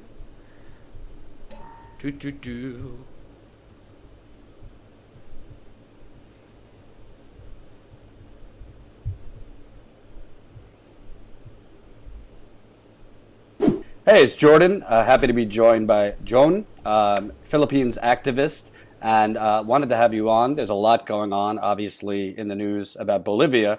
Philippines has some similar things going on that have been going on for many years. Actually, Bernie Sanders just tweeted about it the other day. So wanted to ask you to start. You're an activist. You've been kind of in America as best as you can, fighting for the Filipino people against brutal dictator, President Duterte. For people that don't know anything about what's going on there, can you kind of describe what is Duterte doing and what are the means he's carrying out extrajudicial killings of tens of thousands in the Philippines? Sure, I'd love to. So yeah, I'm Jong. I'm an activist and organizer with an organization of Filipino migrant workers called Migrante. And I also help coordinate for Bayan USA, which is like the overseas chapter of Bagong Alyansang Makabayan, or the New Patriotic Alliance. So this is like a network, an umbrella organization of all of these organizations that's fighting for like our shared vision of the Philippines and also kind of share an analysis of what's going on. So we believe the Philippines to be a semi-colonial and semi-feudal society, and that Duterte, in his kind of populist rise to power, really rode on the coattails of this kind of sentiment of, genuine change. He had a platform of being against the oligarchs and trying to kind of disrupt the hegemony of the U.S. and all these foreign powers that have kind of kept the country back. And like my personal take is that really is what kind of propelled his campaign. They really rode on the coattails of people's really frustrations against kind of the old rich and the old system. He proclaimed himself as being like anti-oligarchs and really pushing against kind of like foreign monopoly and foreign hegemony of the country that's kept it back. And kind of top on the list of his campaign promises was this so-called war on drugs, which, we in Bayan have seen to be very much closely patterned to what we have here in the U.S.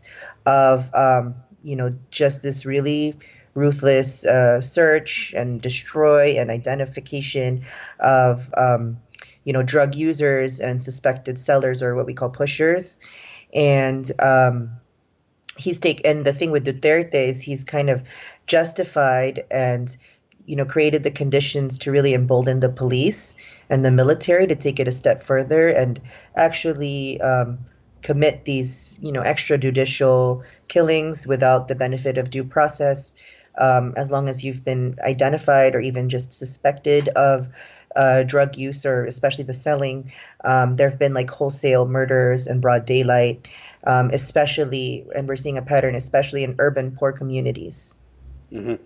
And he, from everything I've researched, is essentially seeming to put out propaganda that these killings are all of, drug traffickers and, calling for the death penalty for people who drug traffic and all those things. But obviously, being that there's no due process, the majority of the people he's killing are not drug trafficking or those kinds of things.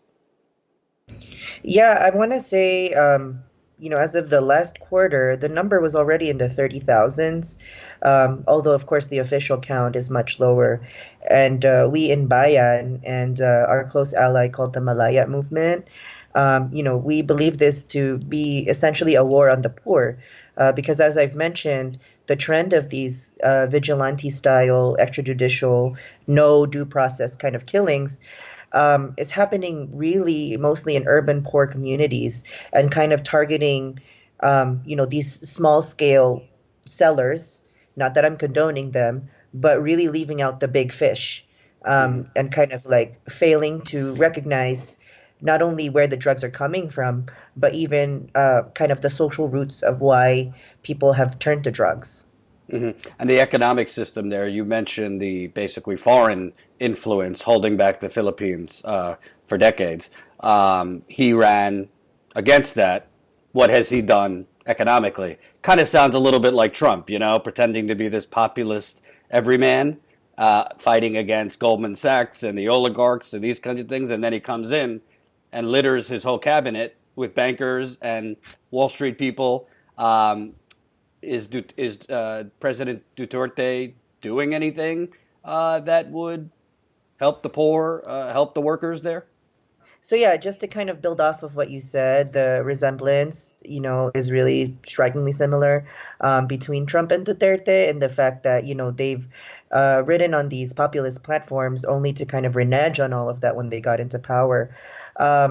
And in the case of Duterte, if you look at his cabinet now, the vast majority are actually military men and generals, that we are seeing as kind of his way to placate the military and keep them on his side so that they don't stage a coup.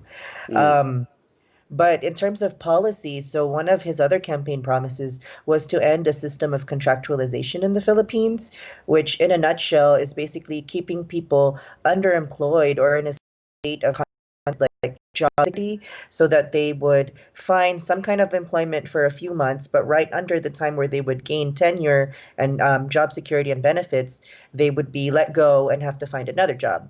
So Duterte, in short, like really promised all of these labor unions that we are going to end this practice. And to this day, we're seeing even more violent dispersals of strikes and no sort of progress in that regard. And then also his foreign policy, he touted an so-called independent foreign policy. But, we're seeing that it's still very much tied to like the neoliberal interests of, the global north, these big global powers. Most especially, we see him kind of like kowtowing to China, to Russia, and of course still to the US. And I say that especially given, the colonial ties that the U.S. had in the country.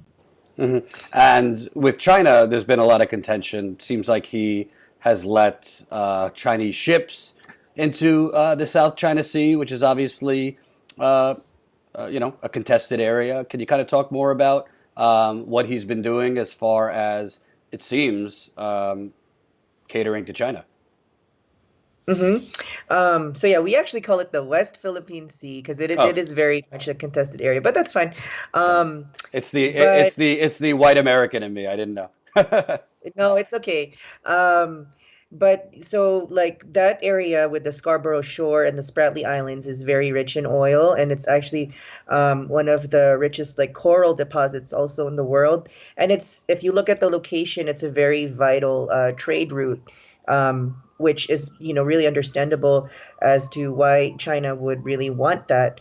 Um, but there was a resolution from the United Nations Convention on the Law of the Sea in 2016 that actually declared it in favor of the Philippines and Vietnam and other neighboring countries that it's not China's territory.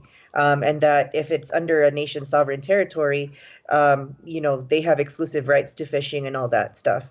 But what the trend has been happening recently is that Duterte has been kind of passively allowing these ships to conduct fishing operations. And there's even, I think, a man-made island right now in the West Philippine Sea that is Chinese property. And there was a couple months ago, right around the time of a State of the Nation address, there was a fishing boat, a Filipino fishing boat, that was pretty much attacked by a Chinese kind of naval warship, and Duterte pretty much was silent on the issue. And there's been issues with Duterte and women. I know that there's been criticisms of him for sexism and macho leadership. I don't know if I'm getting that right. Can you kind of talk about him and Filipino women? Yeah, he has consistently made, very sexist remarks in his speeches.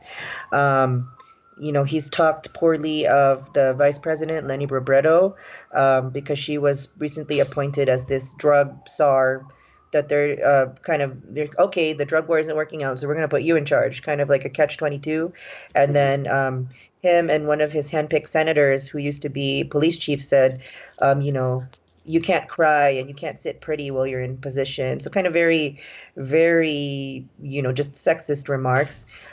He's also said things such as for women activists, like in one of our member organizations called Gabriela, he's accused them of being members of the guerrilla group, the New People's Army, and said that, if captured, he will quote unquote like shoot them in the genitals, or he'll allow the armies to shoot them in the genitals. Jesus. So, of course, everything you've described about this man, the United States is funding him in the Philippines. I'm not against the U.S. giving money to the Philippines, but how can the United States, we scream about Russia's tyranny and, Vladimir Putin is a madman and a brutal dictator. We scream about Mohammed bin Salman butchering a journalist, but we're just dandy with this maniac. I'm calling him a maniac. In a murdering spree of tens of thousands of people. And I mean, obviously it's President Trump, but I don't hear anything for the Democratic Party about this either. What is the United States' role here? Why are we basically funding Duterte's madness? And have you and your organization gotten any feedback from any politicians here about this? Sure. I think I can speak on that. So just to give a little bit of context, to kind of show concretely what the U.S., our tax dollars are funding, there has been like recent promulgations like Memorandum Order 32, which basically places three large regions of the Philippines under a de facto martial law. It's called state of emergency, but we know what that means. And then there's what's called Executive Order 70, which is called Operational Plan Stability. So what this does is it kind of empowers all the local government units to conduct its own kind of McCarthyist witch hunt of anything remotely leftist and, tag them as communists, tag them as terrorists. And we're seeing a rise in the intensity of attacks on our organizations, Bayan and its member and ally organizations. In the past 15 days alone, there have been more than 100 arrests, missing activists or even killed activists, paralegals, lawyers, and unionists, and any shade of left that you're in, you're in danger. So we're really calling this an all-out war, an all-out crackdown on, any progressive strand in the Philippines. And I think the U.S. role in this is that a lot of what these leftists and, Bayan member orgs and our allies fight for are, direct opposition to the interests of the U.S. in the region. And that's why we see that in the past year alone, and this is a figure, there have been 193.5 million US dollars, our tax money funding counterinsurgency training, and also so-called modernization of the Philippine army and police. And we're seeing that it's being put to use in this violent suppression and repression of legal activists. And is the United States' interest simply the oil in the region, or are there other interests? Well, especially in terms of the indigenous people in the Philippines in different areas, a lot of them sit on very, rich deposits of minerals, hydroelectric and geothermal energy, and just the position of the Philippines kind of geopolitically. It's a very strong foothold into the region.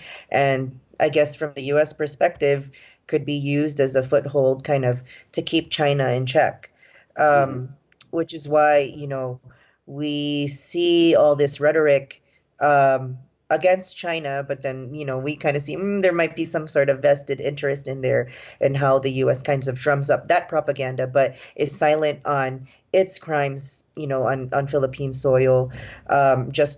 We recently commemorated I believe it was the 5th anniversary of a rape murder case of a Filipina trans woman that was actually brutally murdered by a U.S. Marine while they were on liberty in the country.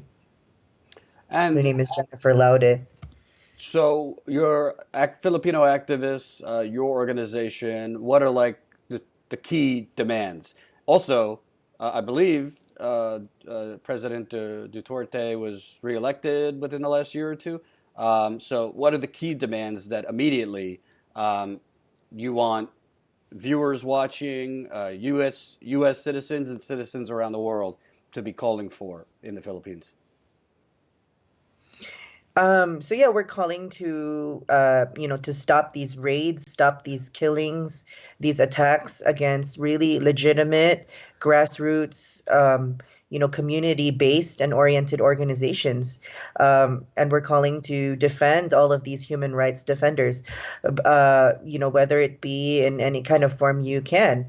We're in touch with the House Subcommittee on the Asia Pacific, and we, a couple months ago, in July, around the State of the Nation address in the Philippines, we were able to have a special hearing on the region with the Philippines included. But I think more concretely is to really help us in our organizing and lobbying to stop the funding of the Philippine National Police and the armed forces of the Philippines that are committing these atrocities.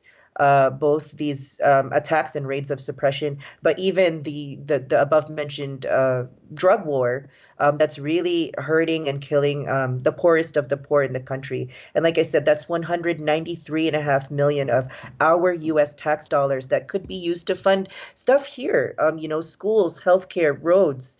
And yet it's going to a foreign country and for those kinds of purposes at that. So that's something that, as a U.S. citizen, you might not even know anyone that's Filipino, but we all have a stake in this because, at the end of the day, it's our money and it's our future. And we're seeing the effects of this U.S. Foreign policy on countries like the Philippines. And my last question, broader than the Philippines, it seems to me when you look at, every month or two, there's another coup attempt that tries to topple a more leftist leader. We're seeing that in Bolivia now, Venezuela, other countries. It's either the United States basically pulling the levers of power to get rid of leftist leadership and suppress workers fighting back in these countries, or the United States pouring in money and resources to keep in power right-wing fascists. Do you see that this is interconnected? Philippines struggle with Bolivia, Venezuela, and other countries dealing with this right now?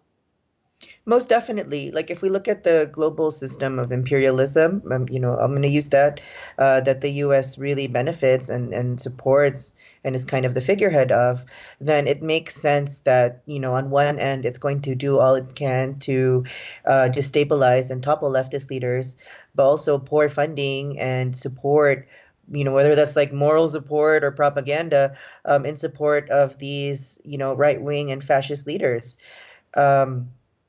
So yeah, I definitely think that all of this is interconnected at the end of the day in maintaining this U.S. Cultural and economic hegemony over the world, and in the Asia Pacific, specifically in the case of the Philippines, especially considering the long history of colonization and being a neo-colony today. Yeah. So, on the part of concretely what we can do as, Americans, Filipino Americans, even being here in the U.S., we can join and support organizations that are members of Bayan. Just this past week, we had a national week of action to condemn these rise of raids and attacks on our sister organizations and founding chapters back home in the Philippines. And just remembering that, the U.S. has an active interest in suppressing, the rise of the people's movement in the Philippines to maintain the Philippines the way it is. These actions happened across different cities in the U.S., New York, L.A., San Francisco, Chicago, and lastly in D.C. We were a 100-strong crowd in front of the Philippine Embassy, and we led the action with Communication Workers of America. They had a speaker, speak about their experience in the Philippines with a call center agency union, and one of the organizers is actually one of those that was arrested in this earlier part of this month. So a big part of the rally was calling for the immediate release of her and all of these political prisoners. Because she's a mother of 5, and their speaker, their treasurer, Stara Steffens, even said, I'm here with my daughters to fight for a mother that can't be with hers. She was gracious enough. She was a mother of 5, and she was gracious and helpful in really showing us the conditions on the ground in the Philippines. Great. Definitely. I want to keep in touch with you as things develop there, and I appreciate you taking the time. Thank you. Thank you very much, Jordan. Appreciate it. Salamat.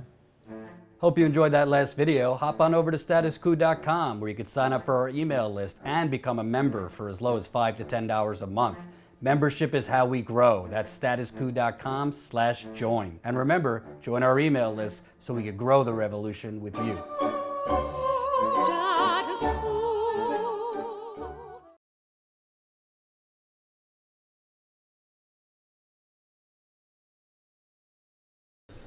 So that was Joan. Wonderful information on what's going on here in America to protest just the extrajudicial massacres going on in the Philippines. And, we're seeing this all over the world now. Obviously, we know what's going on in Bolivia. That's been in the news somewhat this week. Not as much attention on the Philippines. Bernie Sanders actually retweeted about the situation in the Philippines a little earlier this week. So definitely glad to bring you that information. I put in the super chat a link to Joan's group. If you want more information or to get involved, I know they do actions all around the country. And, I mean, this is not new. We've seen brutal, just fascist dictators in the name of taking out the drug traffickers and this and that, basically try and root out the poor. And the drug war in the Philippines, like we've seen in, Cuba, Colombia, this and that, also, ironically, coincidentally, targeted the poor and workers and laborers and those kinds of things. So not a new thing in history, but important for us to keep it in mind. And I think also important because, honestly, what Bernie talks about as far as his foreign policy, I think people only think of foreign policy in terms of our defense. But foreign policy, to me, when you have neoliberalism isn't just a United States thing. It's what has damaged workers and basically the proletariat around the world. So I think Bernie is talking about making an interconnected workers movement, not just in the United States, but around the world. And that is a big part of his foreign policy, which obviously doesn't get a lot of attention during the debates. Hopefully it will soon. Yes, I will. We will be posting this tomorrow as its own interview. So if you missed it, don't worry about it. We'll be posting it. And we got two new members during that interview. So welcome to the party. Miles just signed up as a Status Coup member. Albert. Oh, no, excuse me. 1 second. Yes, so Bonnie just signed up. Emily just signed up. Miles just signed up. So we are now at 738. 738 Status Coup members. I get excited like it's Christmas every time I see a new member, and I'm a Jew. Statuscoup.com/join. We're trying to do a little bit of everything, from interviewing that fine South Bend, Indiana resident who was giving us the information on Mayor Pete and his essentially being asleep at the switch in South Bend, trying to cover some foreign stuff too. Also going to play for you an interview. We published it on the channel yesterday, but because YouTube's suppressing us, who the hell knows if everyone saw it. I did an interview the other day while I was covering an event here in New York with Lauren Ashcraft, who I'm not saying she's like the next AOC, but I think if she wins in New York, it would be quite an upset too. Real strong progressive, actually kind of running, not shying away from MMT and modern monetary theory, the economic philosophy that we have the money already. We got to stop talking about how we're going to pay for things because we already have the money. It's not about having the money. It's about what do we prioritize spending the money we already have, because the government's printing money for all these wars and escapades around the world. So I'm going to air that in a few minutes. After that, I'm actually going to end the live stream. I know it's a little early today, but I got a massive story that I'm working on and with Jen, and my deadline for the first draft is tomorrow, so I got to spend the rest of the day working on that story. But we will air that interview. But before I air that interview, I want to take a little questions, comments, ideas. I will answer you first if you super chat and spend as much time as I can. Hey, Jordan's Jewish. That's news.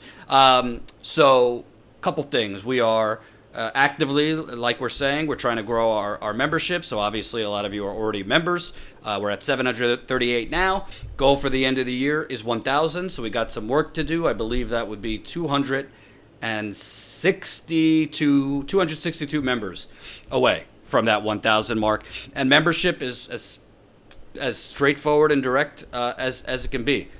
Every member allows us the freedom and the ongoing funds to go out in the field.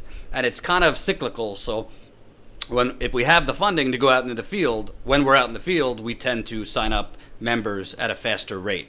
Because when we're out in the field, obviously we're offering reporting that very few are doing.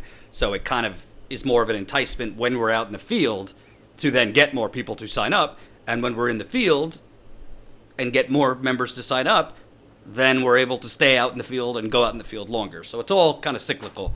So if you're on the fence, we really hope you sign up today. Statuscoup.com/join. And again, Jen and I will have our monthly members call this week. I think we're going to do it Wednesday, but I'll confirm it with her. And the members call is a lot of fun. If you're a member, you know the drill. You'll get a link. It's not through YouTube. It's through Zoom to join the call. So what do we got? Technically, we print debt. That is correct. What do we got? Couple questions, couple comments, concerns. Let's see. Get the word out, people. This channel would have way more numbers. Bob K. This channel would have way more numbers if only the majority of people knew this channel even exists. It's unbelievable how the wider progressive audience on YouTube, I would say, look at some of these big channels like Kyle Kalinske, Jimmy Dore. I don't know if you'd group Joe Rogan in the progressive sphere, but throw him in there anyway. I'd say the majority of people don't know Status Coup exists. It doesn't really show up in their feeds. They certainly don't see it recommended to them. Even when we have videos that do extremely well, it doesn't necessarily show up in people's feeds. Like, that's normally how YouTube works. As you know, you get videos with high views, it pops up in other people's feeds that aren't subscribed to you. We've been seeing here on the back end that has not been happening for us. So, have you heard about YouTube changing their rules? Yeah, you didn't see my video called YouTube Armageddon? Was that not enough for you, Michael? Yeah, YouTube, as of December 10th, is essentially just purging YouTube of channels that they don't, quote, find commercially viable. What the definition of commercially viable is entirely up to YouTube.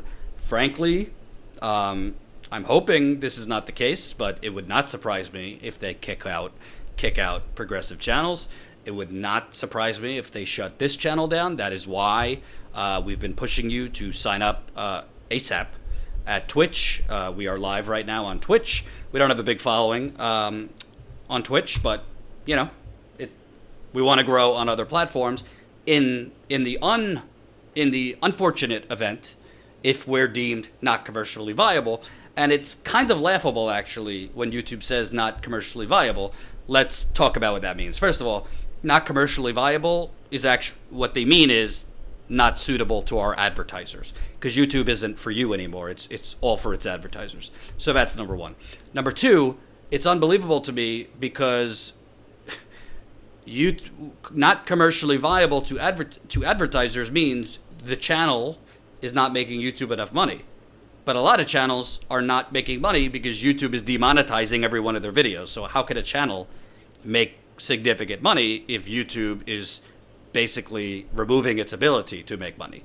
So YouTube, the first step is to throttle the channels, demonetize the channel so they're not making enough money, and then kick them off because, hey, you're not making us any money.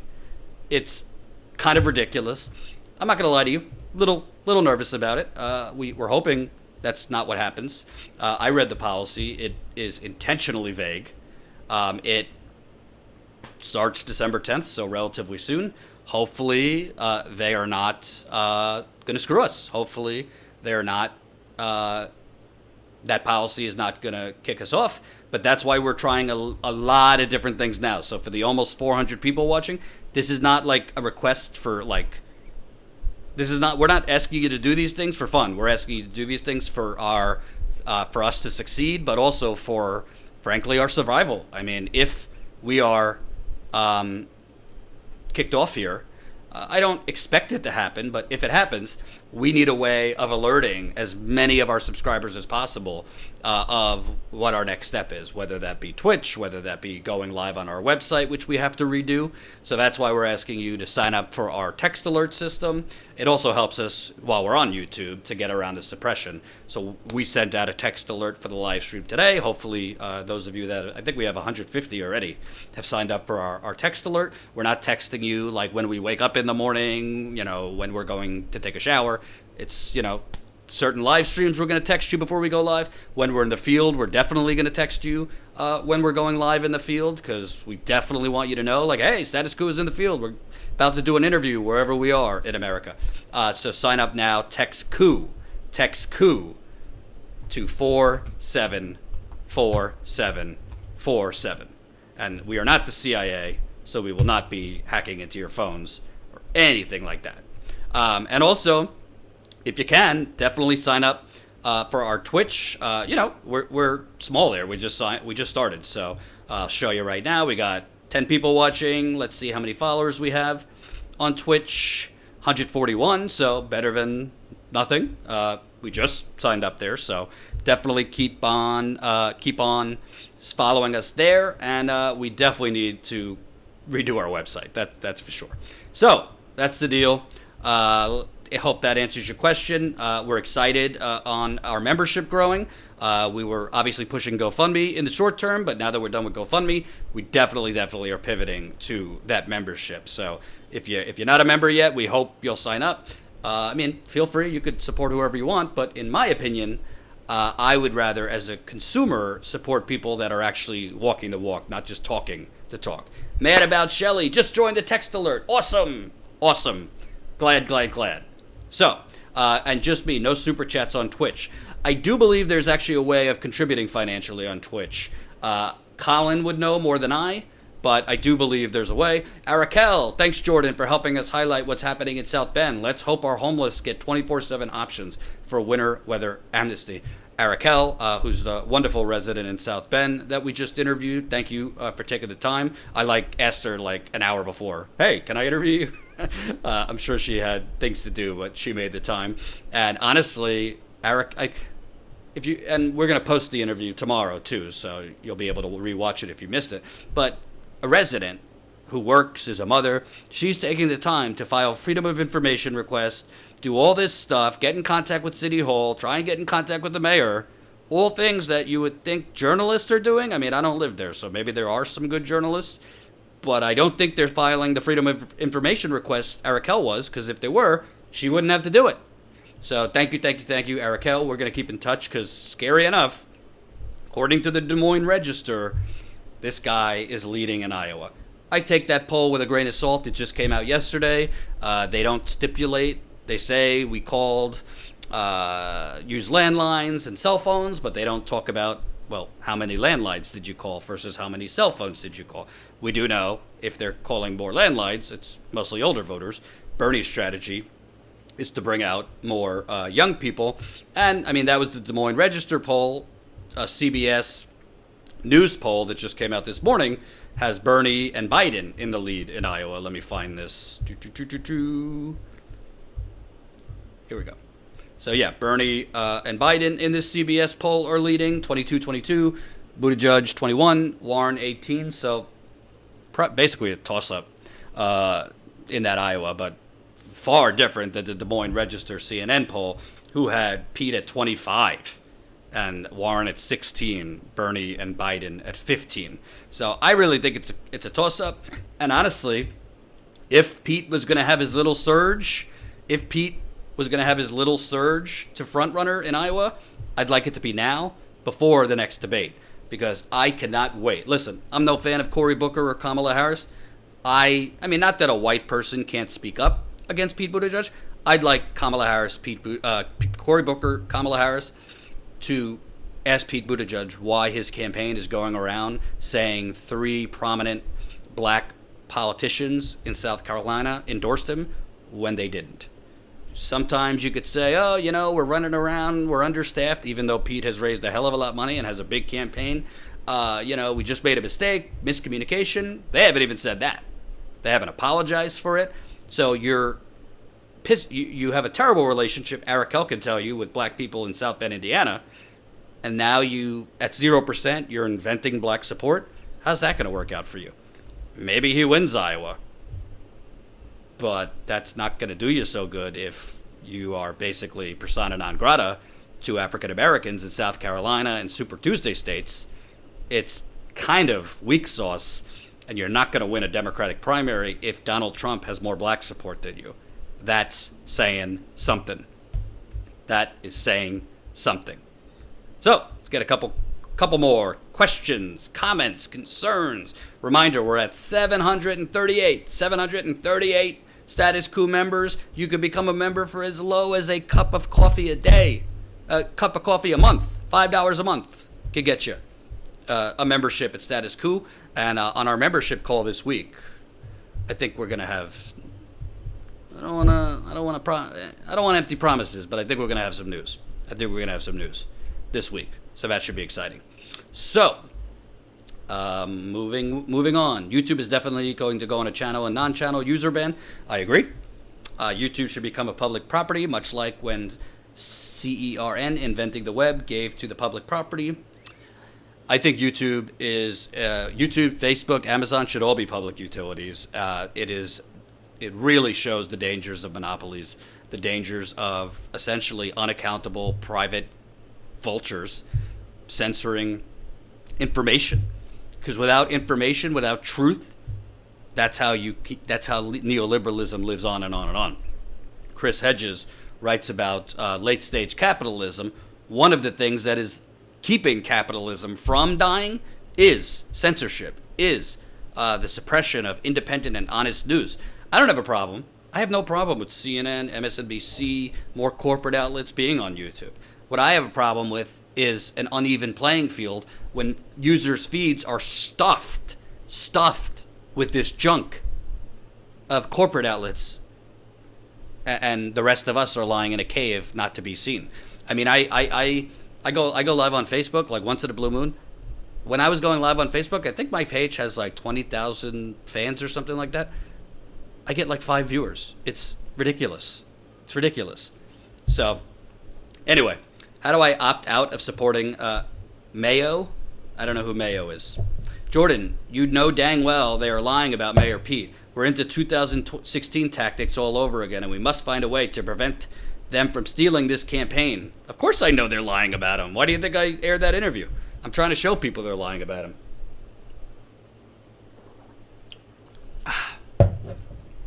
So, Warren had one policy prescription she didn't steal from Bernie, breaking up the big tech companies, Google, Facebook, Twitter. Well, I got news for you on that. I like that policy by Warren, but she's kind of non-committal if she's going to take those same big companies, those big tech companies' money in the general election. You think she's going to break up Amazon, Facebook, and Google if she's taking their money in the general election? If you think that, I have a golden bridge to sell you. I have a golden bridge to sell you. So, Mayo is Mayo Pete. I like that. All right. I am going to air one more interview for you, for those of you that's seen it. Sorry. I think a lot of people haven't seen it because I posted it yesterday. This interview is with a wonderful, wonderful young woman in New York. She's running against Carolyn Maloney, who is a corporate Democrat. She is super progressive, Lauren Ashcraft. I've interviewed her before, but I was kind of rushed because it was at the Bernie rally. So I had an opportunity to sit down with her again. I think she's super impressive, super passionate, is not afraid of basically leaning into MMT, modern monetary theory, which I liked. So without further ado, here is my interview with Lauren Ashcraft. Please, we're at 738 Status Coup members. If you're on the fence, hopefully this helps get you off the fence. It's as low as $5 a month.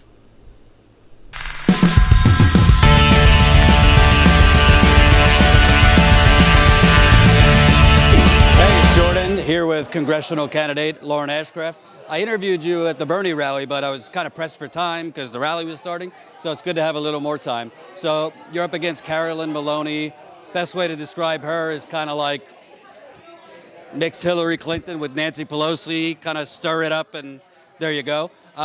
She's been in office for a while there. Can you kind of talk about, people talked about it tonight at the event, but like New York, known as the biggest, best city in the world, it is an utter tale of two cities. I mean, even people kind of close to six figures are not exactly comfortable here. And you have a governor who is pretty moderate to Republican, and you have most of Congress here is on the no we can't train on Medicare for all, a Green New Deal, now's not the time, Trump. You're running now for a couple months or longer than that.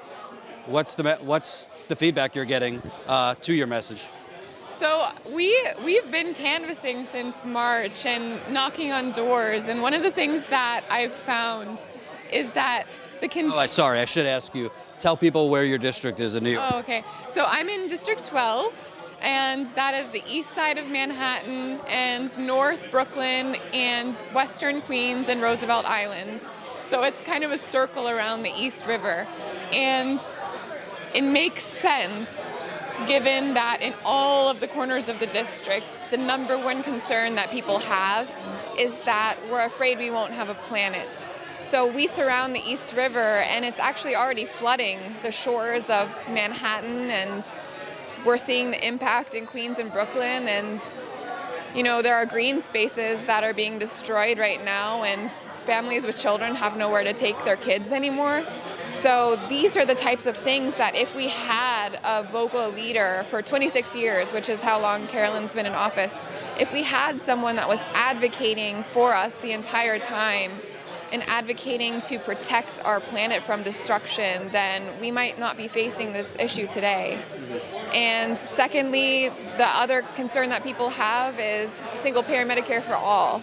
And so many people throughout the district have no health insurance, and even, for example, my partner who's here tonight has health insurance, accidentally went to an out-of-network provider, which wouldn't exist with single-payer Medicare for all, and ended up with a huge bill that he's going to be paying back for a very long time.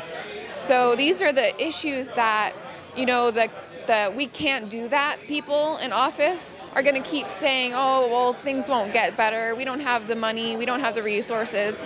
We absolutely do. And I've been lucky enough to meet with experts in economics who have pointed out to me and are very vocal advocates for the fact that anytime that a federal politician says that we don't have the money for something, it's a choice, because the federal government actually has the power to coin more currency. And the thing is, we just throw unlimited amounts of money at war, and we've spent so much money putting people in prison and ruining their lives and creating a system that they can't escape from. But what would happen if we spent that money on bettering people's lives, such as making sure that if you have an illness, go to the doctor, please. Don't think about how much it'll cost, because it'll get a whole lot worse if you sit around and wait. And every time that someone's homeless in the district, which we have a lot of people sleeping on the streets, and it's cold, it's getting really cold right now. Every time that there's someone sleeping on the streets, it's a failure of every single representative that should have been fighting for them. And we absolutely do have the money to abolish homelessness. We have the money for single-payer Medicare for all. I am fighting to make public transportation free, because right now... You got the police out here in New York are like the Gestapo. You got 20 police jumping on young black men for the crime of not being able to pay for the nearly $3 a ride subway fare. I don't see the kind of vocal advocacy about that particular issue. It is basically a crime in the United States, including in District 12, New York, to be a black or brown person and to be poor. And we're seeing that with how people are treated in the subway system. If you don't have $2.75 and you jump the turnstile trying to get to work to earn that money, you get a loaded weapon pointed at you, and you get arrested, and you get a record. And that's exactly what we need to topple with true criminal justice reform and decriminalizing poverty and decriminalizing black and brown bodies. You know, it's interesting. You were describing what most would describe as modern monetary theory, where government prints the money for war. Our taxes don't cover, 7 or 8 trillion in Iraq, Afghanistan. They have plenty of money to give subsidies to Goldman and Raytheon and Pfizer. All of them get it. ExxonMobil. But AOC said it recently. We asked, how do you pay for it on the moral issues? I actually found it interesting, the cognitive dissonance, when Hillary Clinton and her daughter went on The View in the aftermath of Bernie Sanders' heart attack. You just heard about Bernie. Yes. Sending That's all. your best. Yes. Wish him and hope for the best. Yeah. And if you have chest pains, please go to the doctor. Yes. Particularly men, because although heart disease is more pervasive in women, it's more fatal to men because men wait too long. I just am so grateful that Senator Sanders had a chest pain yesterday and immediately went to the doctor, which is what we hope any man in our lives would do. Because they were saying, as if anyone just can, as soon as you feel something wrong in your chest or whatever, go to the doctor. And I thought to myself, not everyone can go to the doctor. Or people would think, well, it'll get better because I don't want to bankrupt myself. No, I have had insurance, and I literally think about what my co-insurance bill would be, and I think about going to the doctor. And that's somebody who's had a full-time job with health insurance, and that's a privilege in our society. And a family member of mine actually almost died because he was worried about a co-insurance bill, and went to the doctor after waiting, thinking that maybe he had the flu, that it would go away. It turned out that he had an obstruction in his intestines, and he almost went septic and died. so these are the things that we can just, it's so frustrating because we don't have to live in a society where you think about the cost of not dying and then you spend the rest of your life paying off a medical bill because you didn't feel like dying that day. It's ridiculous. And whenever I hear politicians still talking about having an option of private health insurance, an option of Medicare, to me, you're compromising on lives, human lives. And it's not good enough that we have this entire industry that just siphons money and profit from both sides. I want to go to the doctor and not think about the cost, just like you would in any other first world country right now, basically. And right now we have an entire industry just existing for profit in the middle of me and my doctor. And politicians get money from that industry, from the lobbies, and they're out there lying about the fact that we can't afford that when we absolutely can. So I am for single-payer Medicare for all with no compromises because I am not okay with compromising further human life. And I don't want to get your ego too happy, but I'm going to make a comparison between you and Bernie. Part of your district, Upper East Side of Manhattan, some of the wealthiest people in America, including the hedge funders, including the bankers, live on the Upper East Side as well as the Upper West Side. A lot of the lavish fundraisers Joe Biden's been going to in your district. So reason would stand, they're not exactly into somebody challenging someone who's been very good for them, Carolyn Maloney. Can you kind of talk about you're running in that, it's not your entire district, but you're running in a district with extreme wealth, not the whole district, but parts of it, like the Upper East Side with from finance to other special interests. How do you take on that successfully? So one of the things is we have been out canvassing since March, and I've had the privilege of meeting people in all of the corners of my district, and I'm humbled all the time because any kind of preconceived notions that you have knocking on someone's door, thinking that they'll react in a certain way, I'm always completely blown away by the reactions and conversations that I have with people. I've been in $20 million condos where people ask me, why doesn't the federal government tax me more? And you should tell them to invest in status quo next time. Yeah, sure. if you're listening right now. Yeah, but I'm humbled all the time. And just because we have some of the wealthiest corners of the district in District 12, it doesn't mean that they don't have the same end goals as the rest of us.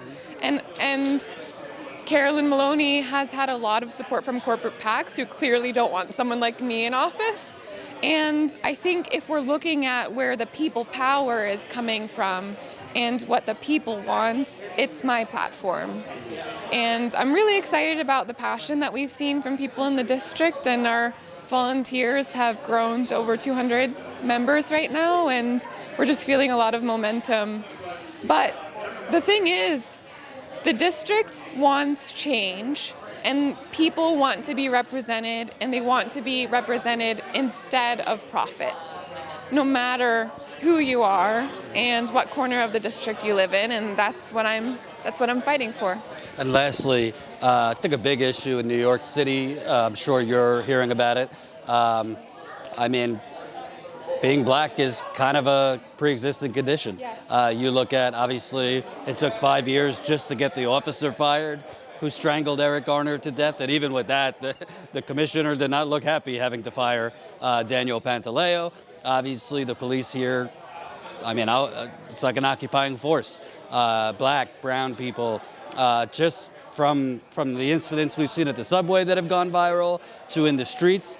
Are you seeing kind of enthusiasm among the black and brown, especially young people, for your message? And, how do you kind of better protect them if you were elected into Congress? Because the New York Police Department is like the Chicago Police Department. They think they don't have to follow, laws or procedures. So we are fighting for true equality of everyone, and that's something that our district and our country have not seen.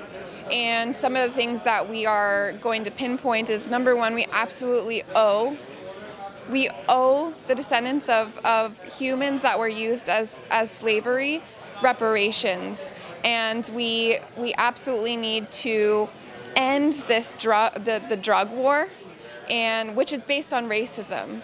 And I stand for decriminalizing all usage of drugs and releasing everyone who's been imprisoned wrongfully for drug usage-related crimes. We need to legalize marijuana and use the proceeds and the revenue from that, direct it towards the people who've been most affected by the war on drugs, which again is based on racism. And again, like you mentioned, we do have a war on poverty here in New York City. I want to make public transit free and federally funded, which is absolutely possible. And there shouldn't even be turnstiles. If we want to move towards a Green New Deal, we need to incentivize people using public transit instead of everyone taking an individual car. And so whenever we're looking at the things that cause oppression in our society, such as crime, mass incarceration is racist. And the death penalty is racist. There's someone sitting on death row in Texas right now who's innocent. And whenever we're looking at police brutality, it's racist. And I'm horrified at the fact that the Jefferson family has had 2 losses, not just one, because Tatiana's father just passed away from a heart attack because of the tragedy that he has lived through. And there are so many victims of systemic racism throughout our entire country, and we would like to get to the root of that problem and tackle it through true representation of everyone and advocacy for true equality within Congress. And where can people find out more about your campaign? So I am at laurenashcraft.com, and you can also follow my social media at Vote Ashcraft.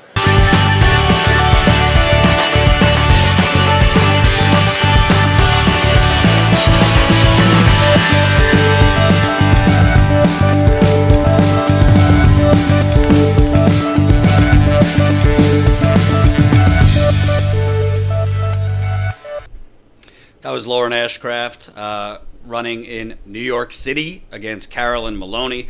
One of the more impressive candidates I've spoken with so far. That night I spoke with Isaiah James, who's also running in New York, as well as Russ Cirincione, who's running in New Jersey. They're all running against corporate Democrats. So check out those interviews. They're all up on the channel.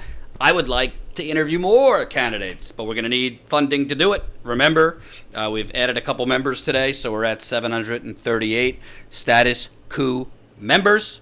Join us as part of the Coup community. Like that? Join the Coup community. We got to make a graphic for that. As a Status Coup member, it's how we're going to grow this thing. Oh, wow, that was too loud. Yeah, we'll lower the music. Going forward, for sure. So, also, before I go, I want to remind you folks, we're trying to grow this too. Join our text alert so we could text you. This is a good way. Imagine if we're live, you don't get a YouTube notification, but you get a text alert. It's another way of us getting around a lot of this suppression that we're dealing with on YouTube and other platforms. So, all you got to do, on your phone, text Coup. I'll put it in here too. Text Coup 474747, and you'll join our text alert. We promise we're not going to text you, morning, noon, and light. It will not be used all the time, but definitely used, particularly when we're in the field, to alert you where we are, what we're doing, all those things. So before I sign off, let me talk to you guys. Thanks for tuning in. I think we had over 500 people at one time. What do you want? What should we talk about? Jordan is trying to rock too hard. No, I'm not trying to rock too hard. And MMT is not a policy prescription, but rather a description of modern economics. Hey, I've covered MMT quite a lot. I agree. I think we already have the money. I think it's absurd the way our government operates. It's not about how do we pay for things. It's about we already have the money. What are we prioritizing now? Yeah, you do have to watch inflation and things like that if you are pumping a lot of money into the system. But we've had deficits for as long as the years persist. The union is still a thing. The union is still a thing. So, just signed up for Text Coup and Twitch. Thank you, Mike. Love you, Mike. You are definitely helping us. Hey, it's not major, but, we're at 16 live viewers on Twitch. So, we're growing. We got to obviously get more, but we just created our Twitch last week. So, getting those numbers up is awesome. Having 16 on Twitch. Obviously, if for whatever reason YouTube becomes more of a problem, we're going to be doing more on Twitch. And I'm also going to be looking into how we could also how you could support us on Twitch. I don't think they have a super chat, but I think there's other ways of dropping us a couple bucks on Twitch. So thank you. Signing up at the Twitch. And join the email list as well. Oh, thank you. Remember, statuscoup.com. We got to work on this website. We're probably going to do a total revamp when we have the money to pay someone for that. But definitely go to statuscoup.com when you can, right there, and enter your email. Very important. We need to grow our email list because that's another great way for us to get around a lot of this suppression. So you just enter your email, if I could find it. Oh, I think I already did. So if you've already entered your email, it's not going to prompt you. But if you haven't, oh, there it is. It's right on the right side. So put your email in there. Makes a big difference. I think we're at 4,000 on our email list, so we got to grow that too. And that's What Is Her Name? I will put the link in for Lauren's campaign if you want to check her out. Lauren Ashcraft is her name. Lauren Ashcraft.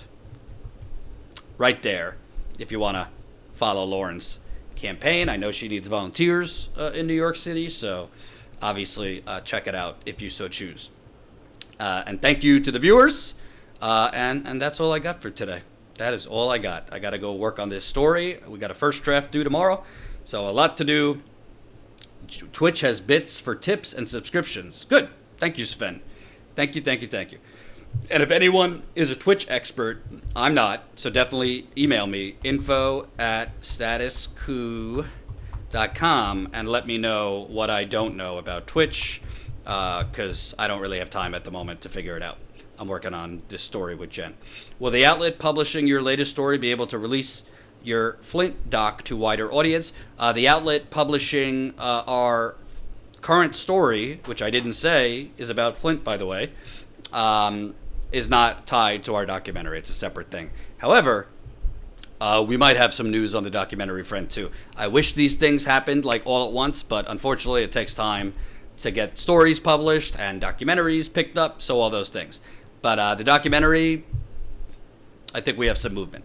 Maybe we'll be able to tell you a little bit more about this story on our members call. Hint, hint. Status Coup. Join as a member for as low as $5 to $10 a month. Or, if you so choose, we got an annual member yesterday, so that was fun.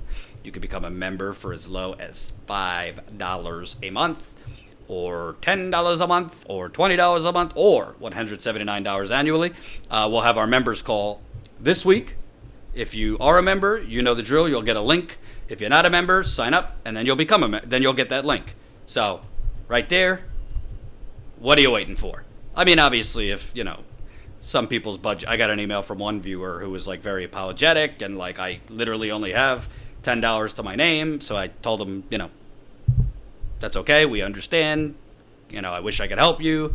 So if you can't afford it, you can't afford it. But if you can, I think it is worth supporting real independent journalism.